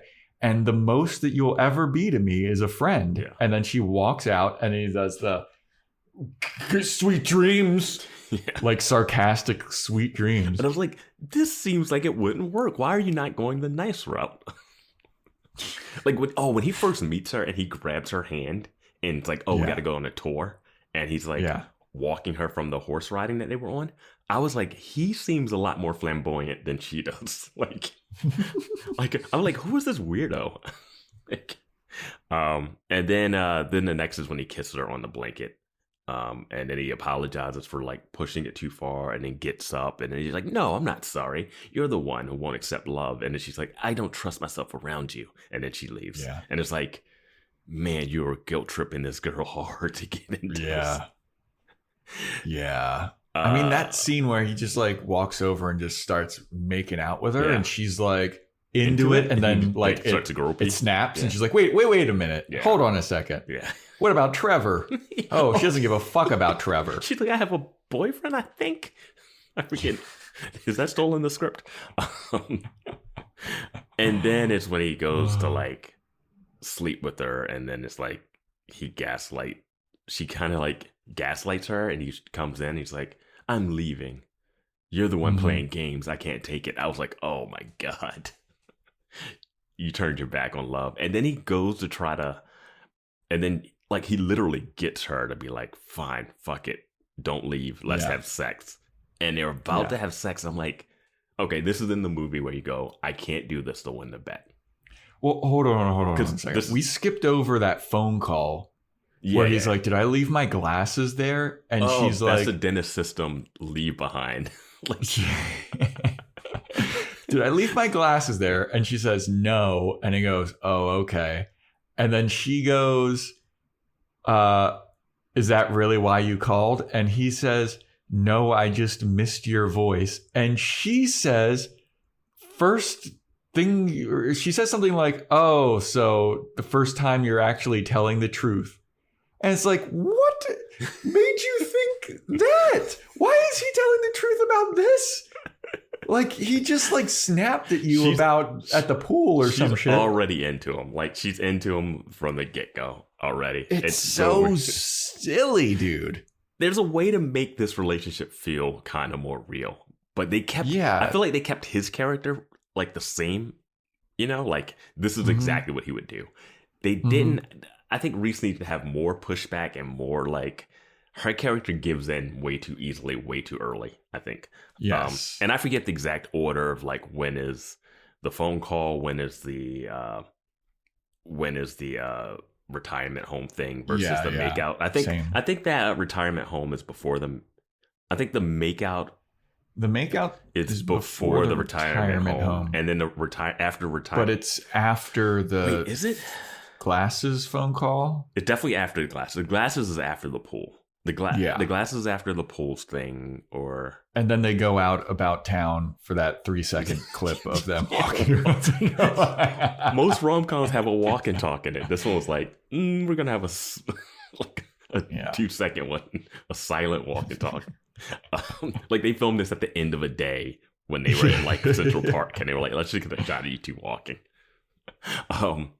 I forget exactly the orders, but then he comes into that bedroom and he's about to have sex with her, right? Like she starts to unbutton, and then he says, "Oh, I can't do it because I actually love her and I don't want to like do this for the bet," right? And I was just like, all right, that's the moment that has to happen in this movie. And then he has to tell her about the bet, and then she has to get upset about it, but then he has to win her back. And I was like, he doesn't have to sleep with her. The movie does not. If she didn't have this whole like, I'm saving myself for marriage kind of thing, then I'd be like, okay, he can have sex with her, and it was not like the creepiest. But like, it's her whole thing. Yeah. This defines her. Yes. Also, dude, you know what I was just thinking about? How much of a fucking dork must Trevor be? That he's like, if Sebastian broke her over the case of a week. True. Like, is Trevor like ugly? Has he not tried? Or I will say this, or Trevor actually is like, or he just respects her. Yeah. Trevor respects. What a loser. Trevor respects her and was like, okay, I too will wait for marriage as per your. I started this off being like, what? How much of a loser must Trevor be for respecting? That's what I was worried about. Sorry. That's why I was so worried about what quotes. I was so worried about what quotes that you remembered from this. Dude, there's some excellent quotes in this. You're all like Catherine's quotes alike. There's some excellent. I just remember distinctly this quote. Okay. And after he said it, I was like, oh my God, I remember that quote so vividly now. Is when they're talking about Sebastian's journal. Mm-hmm. And Catherine goes, how queer could you be or something? Yeah. She says something like, oh, you keep a journal. How queer can you be? Mm-hmm. And Ryan Phillippe goes, how desperate could you be to read it? I don't know why. That's the quote. That quote fucking stuck. And also, there's a part in this scene where, like, in the middle of Sebastian's seduction, where Catherine calls Sebastian and just goes, "Fuck her yet?" Yeah. And he goes, "Working on it." She goes, "Loser." He goes, "Blow me." Yeah. And then that's the end of the book. I fucking love that. That was a great exchange. And they had a good relationship together. Like, I mean, they were awful people, but they had a shorthand, you know? They were together and being all, "Fuck her yet?" I wasn't sure if Catherine wanted to win the bet or lose the bet. That's what I wasn't sure. Yeah, it seemed like she... I think she wanted to... I think she was good either way. Yeah, because she doesn't actively try to stop it. Like, I thought she was going to start like trying to like say stuff to Annette when he gets close and like ruin it. But she just was like, all right, well, he did it. Now I got to bang him. It's like she seemed very honorable to the bet until it was time to pay up. And then she's like, I'm not fucking doing that. I don't fuck losers. I don't fuck losers. I was like, that's such a great monologue that she has. When she reveals her whole manipulation plan. Yeah. So the manipulation plan, it happens really quick. It's like scene. Because I was a little confused when, so after he turns his back on her, she ends up leaving because he basically made her throw. He made Annette basically open herself up to be like, all right, I'm ready to have sex. And then he's like, no, I'm leaving the room. So then she's leaving the next day, right? Yes. So then he goes after her. Hold on a second. Is she leaving the next day, or did she decide to leave the next day after that happened? Oh, she decided to leave after that happened. Okay. Oh yeah, no, that's what I thought. I was like, left. No, yeah, it wasn't like he would have known. There was not a ticking clock on this thing. Yeah, because Catherine's like, didn't you know? She just left a half an hour ago. Yeah. Bet's off, you lose, or whatever. Because he's in bed being like, she's like, did you do it? And he's like, I didn't. I actually love her. And she's like, you had a chance to and you didn't. Like, this is where Catherine is like real villain. Like, my God, like, calm down, Catherine. Like, I get it. You want people to have sex openly, but like, dude said he didn't want to do it. Like, please let him. So he doesn't do it. I'm surprised he didn't just lie and say he did do it. Who Why cares? didn't he just lie? Why couldn't he have just lied? Nope. I thought about that. He didn't do it because he's in love with her and good person at this point, quote unquote. Now, okay. Beforehand, he could have, but in this point, he has reached. He has crescended. He has reached the crescendo of like, okay, now I'm a good person. I don't want to hurt this girl's feelings. I don't want to belittle her or put her pictures on the internet. That's why he doesn't lie. I thought about why he didn't lie to win the bet earlier. It would have been fun to see him lie and then she's like bullshit and call him out on it like earlier. Because I read somewhere, I don't know. So this is also, there was another movie called Dangerous Liaisons, which is based off the same book. It's kind of the same basic premise. I don't know if it's in the actual book or in that movie, but in one of those, they had to have like a signed document from the person that they had sex with saying that it happened. Nothing like, hey, I got you. Can you sign this? I just need a receipt. You sign this contract. I just need a receipt. I got to prove it to my stepsister, who I also want to fuck. I'm surprised his diary doesn't have a bunch of pictures of girls that he's been with, like just like he has Dennis's like camera of those videotapes that Dennis has. It's all from the terrible angle. Yeah, just all balls and putty. Who wants that?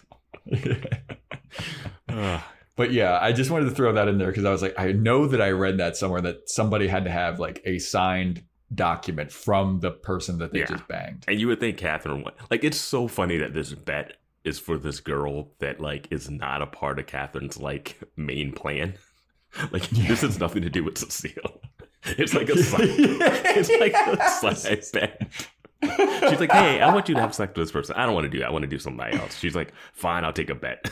Give me your card. And he's like, okay, fine. Well, I'll also still bang the person you want me to bang. We're so bored. We're just betting stuff. But then he travels to like see her, and he's like at the top of the escalator. Yeah. Does he give her the journal afterwards? Right. Oh, after this is after breakup. So like he goes to the escalator, and my God, Reese Witherspoon, stand to one side or the other. Dude, she walks and stands right in the middle and stops. And I was like, pick a side so that people can walk past. Biggest pet peeve. Yeah, you stand on the left. Yeah, you walk on the right. They're all bad people, like you said. Yeah, they're all bad people. I do. I just saw this line in my notes. Catherine / Buffy also talks to Cecile and goes, when she says, he tried to, I think he assaulted me or whatever. She goes, why didn't you do something about it? Like, I was like, that's straight out of Buffy. I was like, that's on par. If you don't want to get eaten out, why did you stand there? Dude, I have another quote here from when Catherine and Sebastian are talking to Ronald about like, you should write another love letter. He's like, why don't I just send her an email? Oh my God, yeah, that line is great. Email is for geeks and pedophiles. That was the 90s, baby. Oh, God. So she gets up the escalator. He's standing there looking creepy as shit. Not just leering at her. Oh my God. And he's got like just a shirt. He looks horrible. Like he looks like a psycho here. Like if you saw that, you'd been like, why are you following me? Please stay away. How did you find me? Yes. So she gets up there and her line is, I'm impressed. And his line is, I'm in love. The fact that there are women who had sexual awakenings to this moment, it's just like, this is so weird. Well, dude, I mean, it's the same shit as Buffy. Like, Angel's a stalker. Oh all kind, like, we got our sexual awakenings to so many fucked up things. Dude. I don't know what like current sexual awakenings are now. What TikTok? Definitely What Euphoria. TikTok? Euphoria is fucked up from what I hear. I've never watched it, but I hear it's like fucked up as shit. People are definitely having their sexual awakening. Dude, Sydney Sweeney, what a fucking babe. She's also in White Lotus the first season. I never seen that fucking movie. I've never seen Euphoria either.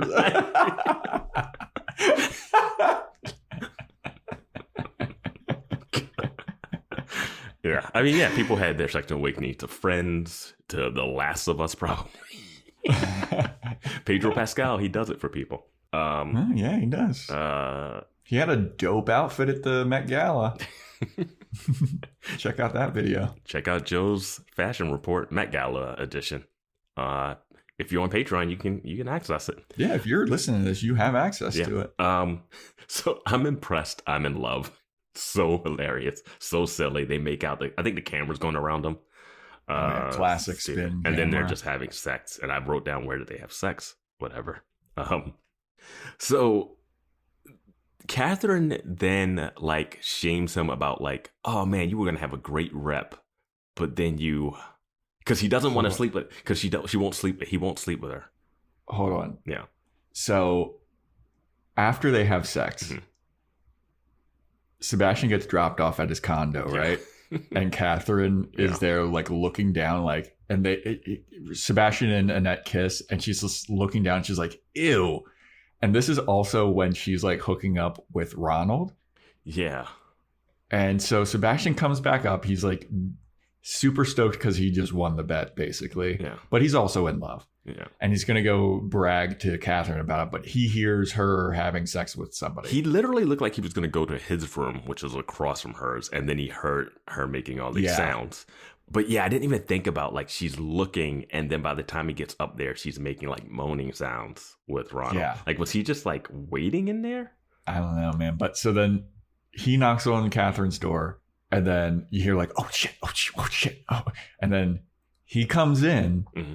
Catherine's there alone, and Sebastian's like, so where is our friend? You were definitely putting on a performance so I could hear it. Mm-hmm. So where is our lovebird? He pulls the drawer out from underneath of her bed, and Ronald's there just hiding, and he's got like some kind of like feather duster or something. Yeah. And so he gets up, and he's leaving, and he just says to himself, man, some fucked up shit in this house. Yeah, I was like, you're part of that fucked up shit, dude. Dude, he is. Everyone's horrible in this movie. I was like, when did you and Catherine cross this threshold where you're hooking up with her? I just love him leaving. Yeah. Fucked up shit in this house. Dude. Which is very key for the ending. It's very key for the ending. This movie is like, I really enjoyed it. It's such a weird, interesting movie. But is it good? I think it is, depending on what you take away from it. I think they're trying to say some interesting stuff in it.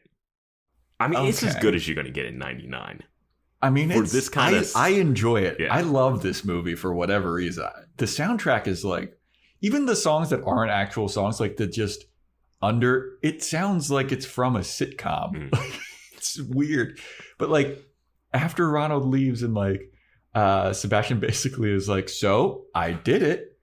And Catherine's like, oh, okay, so you ready? And Sebastian's like, no, I don't want to. And Catherine is pissed. Yeah, this was her only power and connection she had over him, was that he wanted to have sex with her. And now that he doesn't, it's like, he's better than you kind of thing. Dude, yeah. He's like, I don't want to.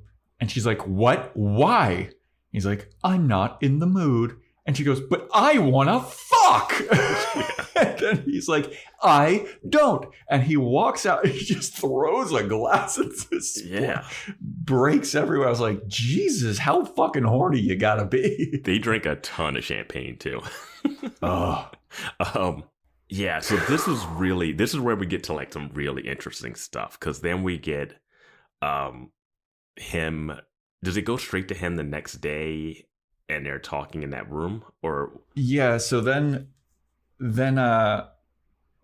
Sebastian's talking about, he's on the phone with Annette and he's like, all right, goodbye, I love you. Yeah. And Catherine overhears it and she's like, what? You're in love?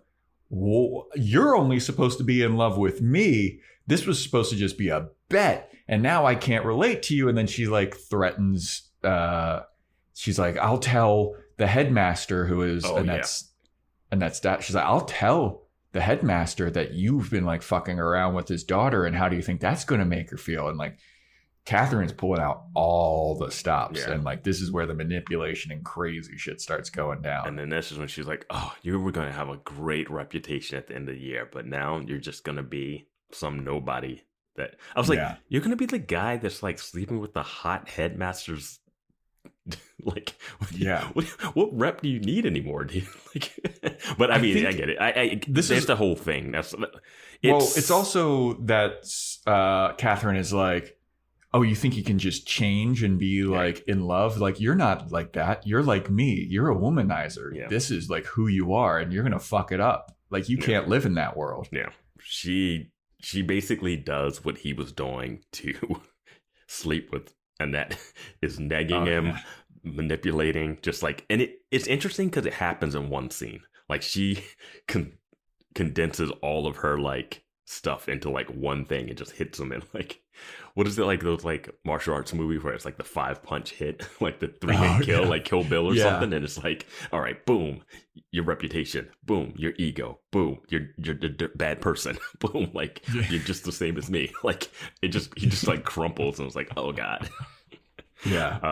And dude, like, it fucks him up, and like, even though it's all in one scene, she executes that so well, like, and the acting is so good in it. She's and like, her acting is like, when it started off, I was with you with like her and Ryan Phillippe. I was like, oh my god, this acting is very like, like when he yells at Cecile's mom in their ear, like he's blind or something. He's like, how are you doing, Mrs.? I was like, yo, who is this asshole? And why is she allowing him to talk to you like this? That suit that he's wearing in that scene is that 3-piece suit or 3-button suit. 3-button suit's tough. I don't really care. He was such a douche. I didn't admit. I love. She's like, what you did to that teacher, you should have been expelled for. He's like, whatever. I hear she's doing fine. Just awful person. But I mean, Catherine, Sarah Michelle Gellar is killing this role, man. She is perfectly evil, manipulative, frustrated at Cecile when Cecile does dumb shit. Like, I don't know. It's just such good stuff. And then, then he goes to her. He also tells Catherine, like, I'm going to tell Annette the truth. Yeah. And I was like, oh, he's going to go and do that bet scene where he's like, oh, I bet. And then she's going to be upset with him. But what he does is way different than what I expected him to do. Yeah. I forgot about this part, too, because he goes and he just dumps her. Yeah, he tells her, I never loved you. And he's like crying, and she's like, you're lying, dude. Like, like, why wasn't she like, why are you doing this? Yeah, she did. She goes, she's like, why are you doing this? Like, this is stupid. Like, and then, I mean, Grant, she just gave up her flower to him, you know? Yeah. So she's in a weird spot already. And this guy has manipulated her in so many ways. Like, oh, I'm going to sleep with you. And then you want to sleep with me? I'm not. Now I'm going to come and visit you. And now I'm going to sleep with you. And now that you did it, now I'm going to leave again. Like, it's a mind fuck for Annette. Honestly, I think this is a lot.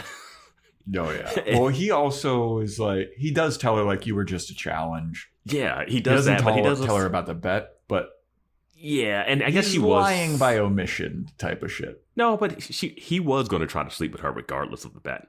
Yeah. So it's weird, like, most of these movies, you find out that it's a bet. Like, the character that the bet was about finds out it was a bet, and then they confront the person who is now in love with them that never wanted them to find out about the bet. Like, it would have been that scene where he comes to see Annette, and she's sitting there with Catherine the same way in that opening scene, and she's just like, and they just look over, and it's like, oh my God, you told.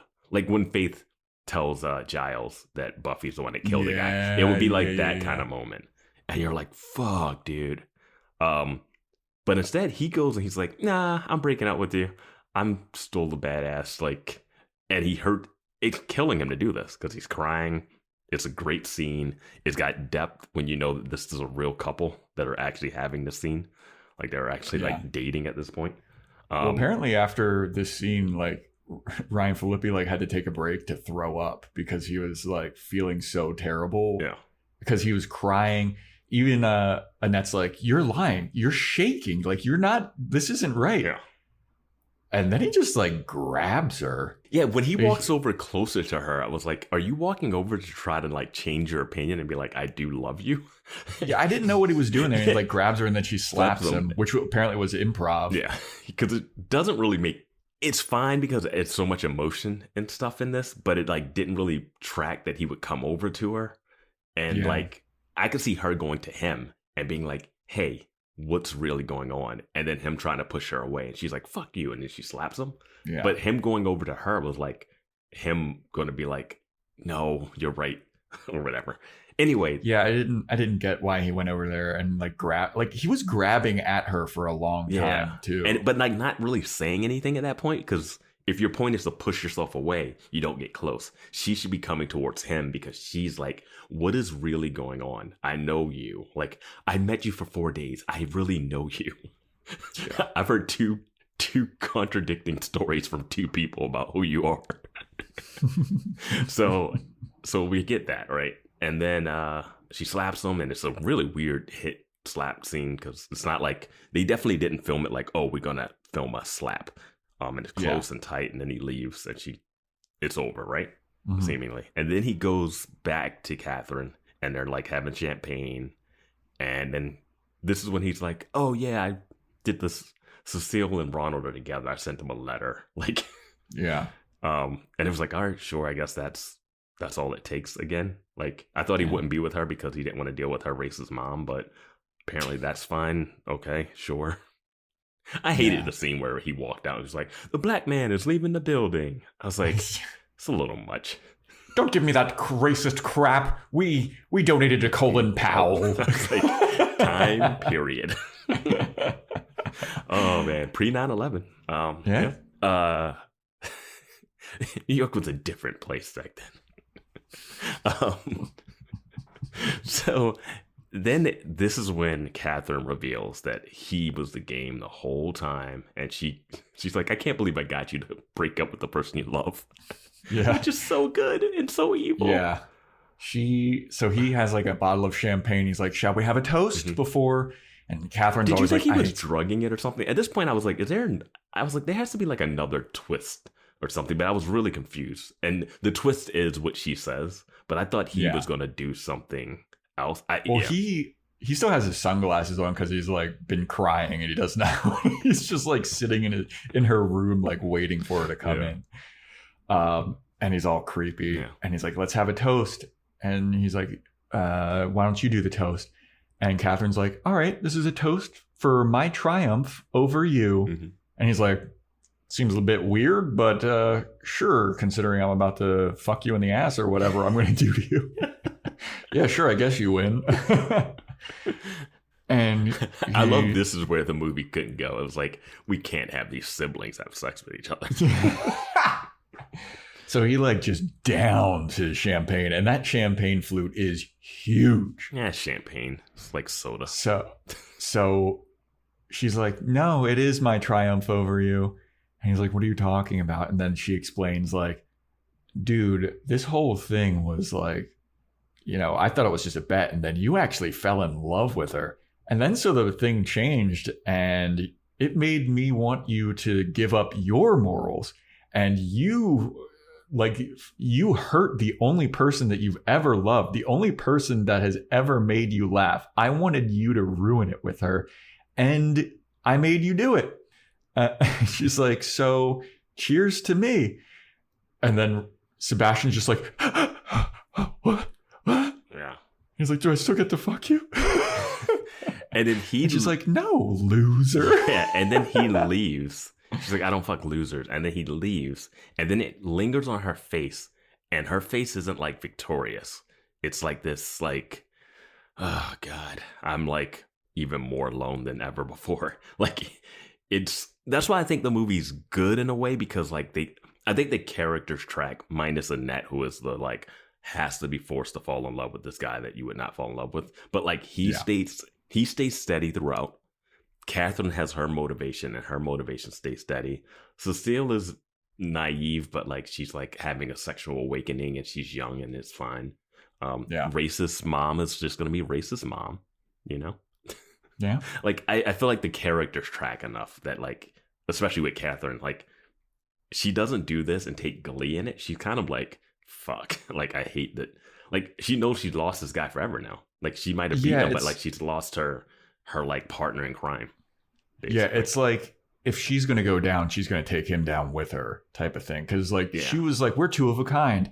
And when he kind of betrays that, it's like, well, fuck you. I think though, like I think if she would not have said this stuff in the scene and just let it be, she could have just let him like if it was like a week or two that went past and she was like, oh yeah, I was just playing games with you. I can't believe you did that. But the fact that she said it right after, it's like he's never going to like confide in her anymore or share his conquest, and they're never going to make other bets or like play games anymore, because they've always done cruel stuff to other people. They've never done cruel stuff to each other. And this is like the ruining of their relationship, which the movie is kind of about. For her, it's kind of about that, because we think it's about her and her ex-boyfriend, but it's really not. It's really about him. So it's really good. That part's good. And God, Sarah Michelle Gellar is so good at playing this. Like I really wish I could see her play more stuff like this. Yeah, I mean, she's good as this manipulative, evil, like, oh my God, it's so sinister. I get her taking this role. Like, minus if you have to take away the kissing, the makeout scene, if she's like, oh, that's the problem. Like, if she read that and was like, I'm stopped reading. But those, like, monologues that she has, great. The scene she has with, it's really good stuff. So then fucking Sebastian goes out running. He's like, oh, God damn it, I blew it. I fucked it up for this. And now I'm not even going to get to bang my stepsister in the butt. So he goes out running and grabs his journal because he's like, all right, I'm going to tell her everything. So while he's like going to do that, Catherine calls Ronald and is like, Ronald, I'm scared. Sebastian hit me. And he's also, there's this other thing. There's something more that involves Cecile. So apparently it's a deleted scene where Sebastian actually hits her. Oh, he actually did hit her. I don't know. I think that it was filmed, but it's a deleted scene. But the director chose to not include it because he wanted the viewer to leave it up to their own interpretation. Like, did he actually hit her, or is Catherine just manipulative? What do you mean own interpretation? If we don't see it, she's just lying about it, and we saw the whole scene end. This is what I read on IMDb. My thing is, like, you don't show the hit because you want her to be more manipulative. Yes, I think it works better if he doesn't hit. Yes, it's weird that when now knowing that when you see the scene where he's confronted with Ronald and he says he hit her and he's like, oh, Catherine, like he doesn't go like, what the fuck is she talking about? He doesn't like flip out. So they probably did have that scene. He probably thought it would still be in the movie because the fight with Ronald later is more like, he's like, you hate Catherine. And I was like, oh, do you really care about that? He's like, and you fuck Cecile? And he's like, that's when he gets really upset. And I'm like, but you were in bed with Catherine like the other night. Like yesterday, like earlier today, maybe. I don't know the timeline. But yeah, that was when I was watching the video essay that was talking about like, oh, Catherine's not necessarily the villain. It was this scene where I was like, this phone call is full villainy. Like you can argue. And plus, she's also doing horrible things to horrible people the whole time. But I understand her motivation for doing these things and her like view of where she is in society. But you can't make a phone call saying someone hit you. And I'm going by what we saw on screen. He did not hit her. And then sicking the black character in the movie on to beat up Sebastian, right? Yeah. The crazy thing is that Ronald, who's a Juilliard operator, is going to go beat up Sebastian because he slept with Cecile and pushed this girl that he kind of knows in Catherine, right? Yeah. I guess they live in the same building because when he leaves, he takes an elevator downstairs and they're like right there. I'm so confused about that scene. Yeah, I mean, it looks like so Ryan Phillippe or Sebastian is just like walking around the outside of Central Park. No, I'm talking about the letter. When Ronald finds out, like, the racist mom calls him out, he takes he leaves, he's in an elevator, he goes downstairs or whatever, and the elevator opens, and standing there is Sebastian and Catherine with the letter. Catherine, yeah. Where are they? Like, maybe they were just waiting for him there because they knew he was coming, and then they took him back to their place. I don't know. It's just minor nitpick, but to get back on track, she makes this phone call. She sends him over there, and he's going to fight Sebastian. I don't know where everyone's staying, like you were saying. Like, it looks like Sebastian is in the park. Sebastian was outside of Annette's place because that's where he stayed there all night watching her read the journal. And I will say this, he isn't actually going to find Sebastian. He seems like he runs into him. Yeah. And I did love that, like, when Ronald is like, hey man, what the fuck? Sebastian's like, not right now. I've had a long night of stalking. I know I should have just gone to sleep and come out during the day. I probably would have had a better chance of catching her going to the store or something. But like, his attitude towards Ronald being like, I'm going to beat the shit out of you is like, this is such an inconvenience. Yeah. Like, dude, not right now. He's like, I was framing a star football player and he didn't even try to fight me. Like, and then he just started throwing haymakers. Yeah. And of course, this is where Annette also, she goes out looking for Sebastian the second that Sebastian leaves. Yeah. And she sees this all happening, and Sebastian gets punched and Ronald's getting punched. And then Annette goes to save Sebastian and she falls out into the middle of the street. Mm-hmm. And then it's that classic. I was watching this and thinking about it. It's a big at least thing have an excuse for this one. It's a big thing for me when you see someone in the street and a car seems like it's speeding up. At least they cut to this taxi hitting the brakes. They cut to the taxi driver being like, "Oh shit," because he wasn't paying attention, hitting the brakes. But then the car still seems like it's going full speed. Yeah. Sebastian pushes Annette out of the way, saving her life. Goes on top of the car, gets hit, and is just laying in the middle of the street. And then Annette's like, "Oh God, no, Sebastian!" He like turns around. And he goes, "I love you," and she goes, "I love you." And then there's a wide shot, and now Ronald is there, like comforting Sebastian, like, "What's good? Are you all right?" He's like, and then fade to Sebastian's funeral. Yo, I lost my mind when I saw that too. I don't know why, dude. It's so funny. It's like, I just didn't think that he would have died. Like, why did he die? You know what? It's because we watched those John Wick movies and we've seen him get hit by 80 cars and survive. I guess that's true. In real life, it's like, no, this guy's dead. And then we get this ending where I guess school has started and they're having a memorial for the most popular, infamous student in school. And there's adults here too. Like, I think it's like the first day of school because the headmaster is like, but they're sorry to open the school year, so on such a downer. So it's like teachers and it seems like parents there, and I mean, we haven't even brought up this yet, that the crucifix with the Coke in it, which is great. That was one thing that I remembered. I did not remember that, but then as soon as you had mentioned on one of the other earlier podcasts that happened, and when she's like, "I turned to Jesus," and and then she like does Coke immediately, I was like, "Oh, that's great." And then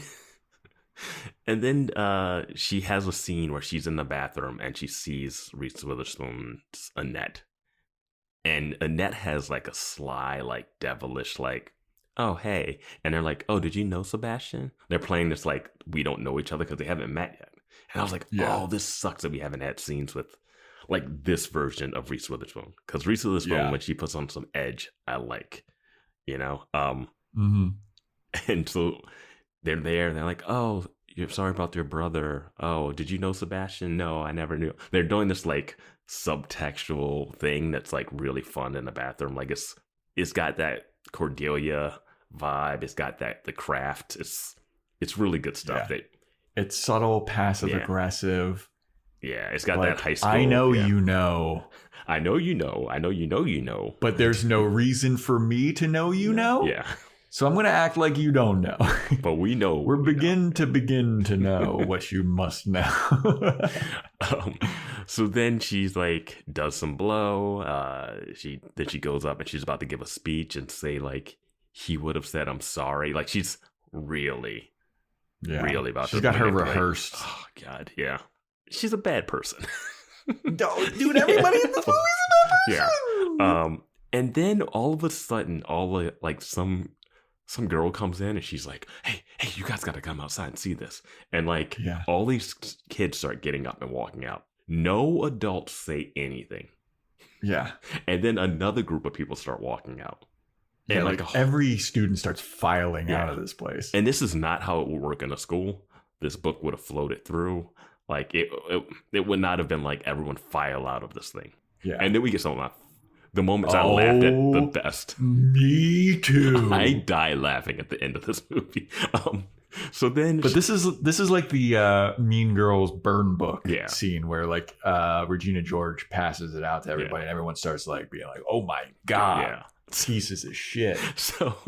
So Catherine's all pissed off. She runs outside. She's like, "What is going on? This is so disrespectful." And no teacher saying anything. No anything. So she runs out. And she goes and Cecile is out there handing out copies of what it costs forever. They were in Kinko's all night to make these. Yeah, dude. Handing out copies of Sebastian's journal. And everyone is reading it. Everyone has instantly read all of it in the time it took for them to go outside. This thing is like 40 pages deep at least. Yeah. So everyone's looking at it, and then Cecile walks over with a smile and like hands it to Catherine, and Catherine looks at it and she's like, "Oh fuck, I'm done." She turns to the page all about her and what a bitch she is. It's like evil, and there's like a drawing of her like crucifix, and it's like coke addict, manipulative, like and she's read this before, so she knows what's in it, or whatever. No, she hasn't read it before.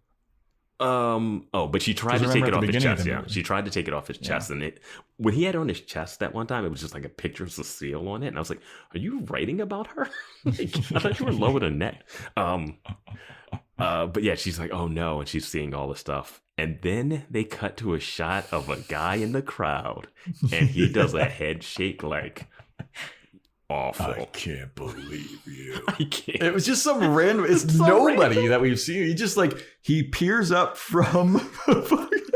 He looks like from the book, and he's just like. He was like, "You were my sire."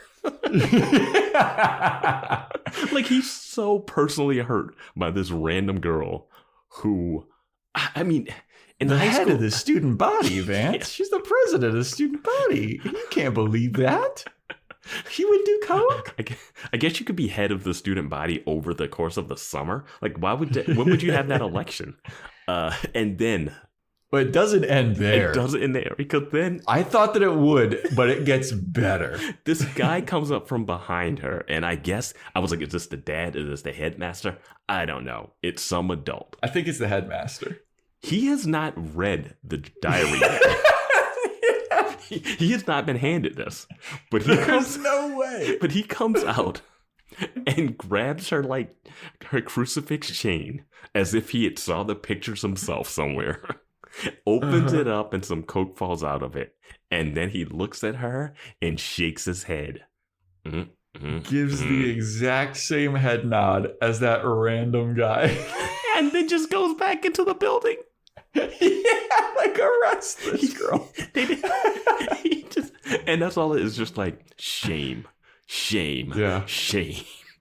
Meanwhile, underneath of all of this, this is a bittersweet symphony is not. The song is great. I just relate the song to other stuff in my mind, and it just didn't feel like it worked for this scene. I felt like if it was the instrumental version. I'm trying to think what I'm equating it to. What visual? I feel like it was in like every movie for a bit. Like that's such a famous song. Yeah. And like if I would have seen this movie and remembered it exactly from then, I would equate that song to this moment. But I equate the song with a different moment of something else. So hearing that here felt too upbeat. Because it's not a downbeat, it's too upbeat. See, when I remembered this movie, I didn't remember that this song was in it. Yeah. I'm sure that this is like an iconic part of absolutely, the Bittersweet Symphony whole thing.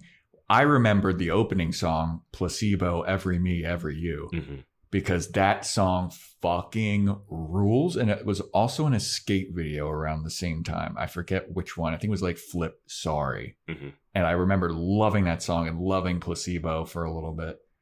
But I completely forgot that Bittersweet Symphony was like playing underneath the downfall of Catherine. Yeah. It's way too, it doesn't fit the tone. But then when it cuts to Reese Witherspoon, I feel like it does. It fits that tone more so than like this one needs to be like doom, doom, like a walls crawling in. But like Bittersweet Symphony is like an uplifting thing, and she's being like completely beaten down. And I get it, like if you've seen this song is tied to that moment, so like you can do it. But for me, I was like, what? It's so different, and I was just laughing because of the song and because of the slow motion head shakes. The slow motion head shakes, dude. That student looked like he had been lied to. Can't believe this. I trusted you. Maybe that is somebody that we I don't think it is. Don't recognize. I don't think it is. I didn't think so either. And I was thinking this is my thing. Cecile is in this book. Yes. The stuff that he wrote about you is not something that you joyfully hand out to the student body that you just started with. Yeah. And there's stuff about Annette in there that's not flattering. It undercuts her whole... If the headmaster reads that, it's basically like, oh, I gave up my virginity. Forget that 17 article I wrote to this guy that died. I just can't believe there's so much trash about everybody in that. I can't believe that she read this thing, reading all the terrible shit this guy has done. Yes. And it's like, I still love him. No. I just can't believe it. I'd have been like, I dodged a bullet a little too late, but I dodged a bullet. Even if she did believe that he was in love with her, yes, which he actually was. Like, once she reads that, dude, like, Jesus Christ! Like, how could you believe that he ever was in love with you? Yes, exactly. After reading all this stuff, he's like, you know what I mean? I bet you a lot of that was like, oh yeah, I told this girl I loved her so I could bang her. Yeah, like I bet you, like for 5 other girls. I want to know what happened to that teacher that Christine Baranski. There was like, what you did to that teacher was horrible. Like, I want to know what happened there. Oh, maybe that's what the prequel. But I mean, it would just be so much bad. Like the thing about Greg being gay would be written in that book. Yeah, like everybody. There's should be a lot of horrible. stuff that this is horrible stuff that shouldn't be out. Like you don't want to hand this out. Well. Is it also that Annette just is like, I'm not going to this school anymore. I don't care if my dad's the headmaster. Because she just is like in his Jaguar Roadster, like riding off, puts on his sunglasses. Is she in his car? Honestly, like, I know it's a cool shot. Yeah. How does she have access to his car? Maybe he wrote a living will right before he yes, in that 1 week that he knew her, that one day that he had to love her. I was just like, it's unless she has the same car, it's no way why is she driving his car? Did she steal it, dude? Everybody's a terrible person. And where's she going? School That's just what started. I was when she's driving out of the thing. Her dad's still the new headmaster. She's still in school. Where is she going? But did she drop out? How did she get the car? She had to stolen it from Catherine. I guess so. I mean, it's no way he gave her the car. It wasn't like it was like keys. It wasn't like, here's some keys in my journal, in my diary. God, dude. Buffy's quivering face.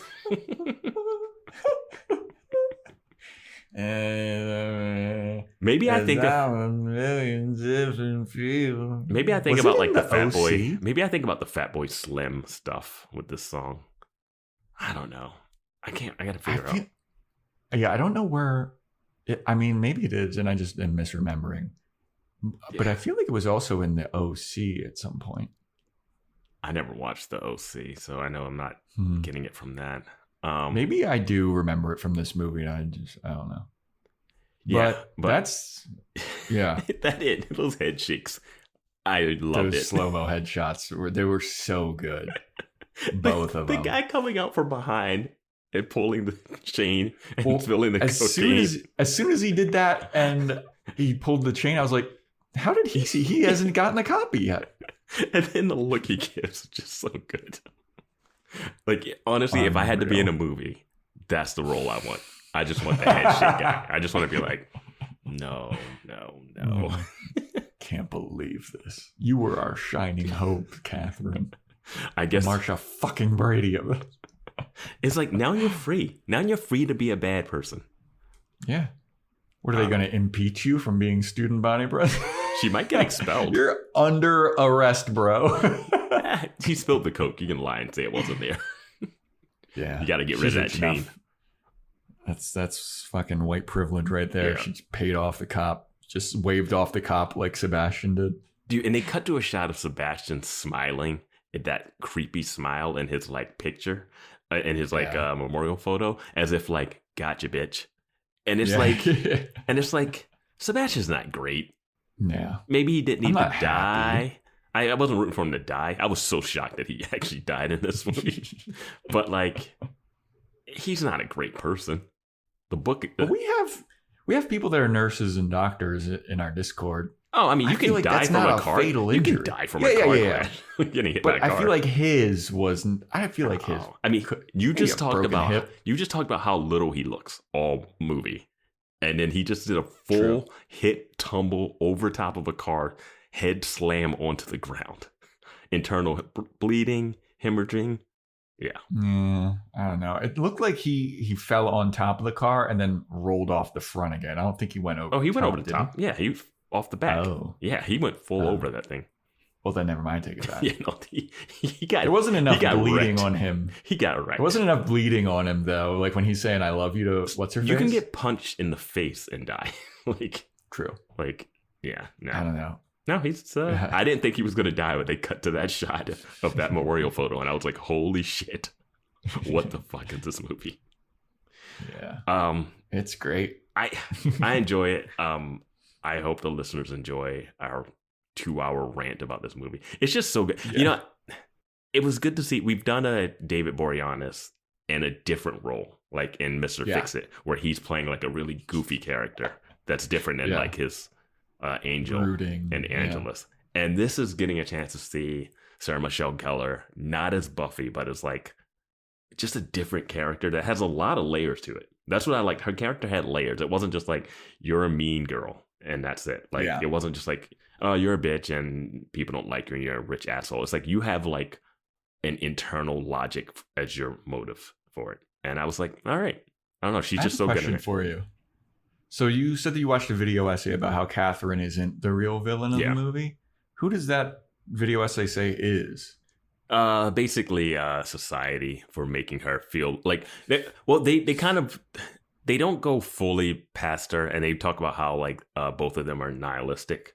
I'll post a link to it on the Discord, so join the Discord to that video essay. Yeah. Because there's some good stuff in it, and there's some stuff that you'll be like, it's not great, but.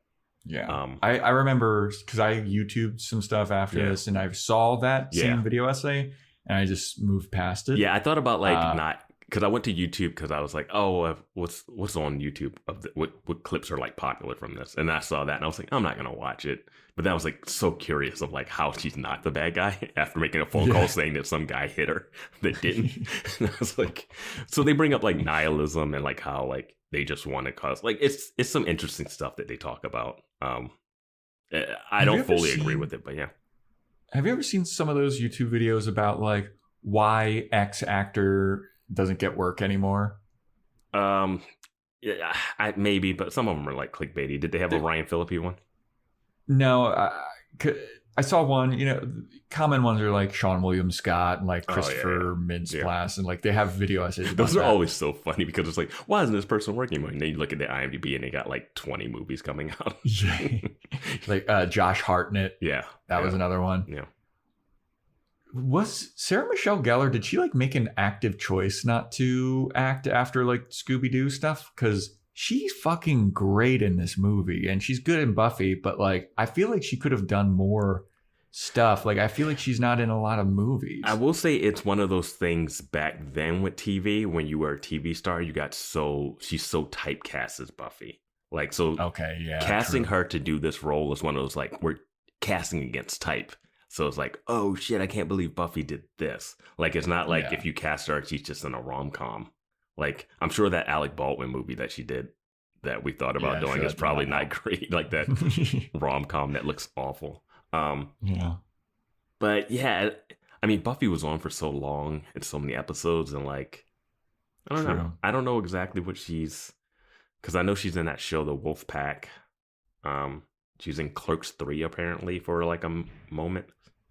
I haven't seen that one. I like Clerks stuff. I like the first one. The second was, and then the third one just came out, and I didn't really pay attention. Clerks, the animated series, is one of my favorite things I've ever seen. Oh, she did a voice in American. Episodes. She did a voice in American Dad. Nice. Huh. Yeah. No, I mean she hasn't had like a. I mean, what is she? Oh, she's in The Grudge, right? That horror movie. She is. She's in The Grudge 2 at least. I think she might be in The Grudge. She started doing some horror stuff at one point, right? She's in Scream 2. She's in the beginning of Scream 2. Okay. But it seems like she should have had like more of a. But I think that her and Freddie Prinze Jr. were just like, we're gonna fucking show. Well, I mean, she's been acting since she was a kid too. So it's fair. Like sometimes you just take a. She's got that generational wealth. Yeah, this is back when everyone was getting residuals for everything. Oh yeah. So I don't know. Oh, she was in some show called Ringer that did 22 episodes in 2011. Whatever that is. Like, I mean, people are in stuff like 6 months sober. Bridget is a key witness to a murder but flees, visiting her identical twin who quote unquote suicides. Bridget takes. Is that Ringer? Yeah, takes over her rich, glamorous married life in New York City. I've never even heard of this. Never even heard of that show. But yeah, there's so many shows that got canceled, and it's just like I didn't even know that show existed. Yeah, either it had 1 season or 2 11-episode seasons. Dude, there's some shows that had like 9 seasons. I'm like, oh my god, fucking Felicity. I remember seeing something about Felicity. 4, right? It was on for a while, you know. I thought they just did the college. I completely years. Forgot about that. Like Ally McBeal. Ally McBeal was big. Yeah. Yeah, man. Crossing Jordan. Anyway, you got anything else to say about We're done. We're done. We're ending this the way we started it. Skipping the intro and botching the outro. Let's get. Do you have anything else to say about Cruel Intentions, man? Oh man, no. Good movie. Should we rate it out of 10? What would you give it out of 10? I'll give this an 8. I enjoyed it. Same. I enjoyed it. 8 out of 10. Yeah. And again, like SMG fucking crushed it, dude. Killed it. This evil fucking. Ugh. Yeah. So slimy. Everybody's so slimy. I love it. And you see the seeds of Reese Witherspoon being a good actor in it, but not. You don't get she's enough. Doing those goofy faces. Oh god. Yeah. The worst cutesy scene I've ever seen in a movie. Like I was not like at that 100%. Point I was like, do you still want to sleep with her? And why does she want to sleep with this guy? Yeah. The nursing home scene is the worst scene. They didn't need that. That did not add anything to the... Is that when she decided to steal the car, probably?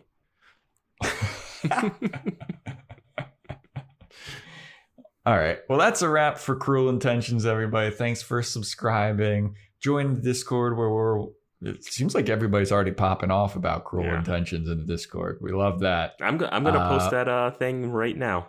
I'm gonna post it in the chat right now. So yeah. And hope you enjoyed the podcast, and stay tuned next time for when we talk about another movie. I don't know which one for June. Yeah. Do we have one? We don't have one for June. We have one planned for July. Okay. Yeah. We definitely do have one planned for July. Yeah. All right. Thanks for listening. We will see you all next time. Bye.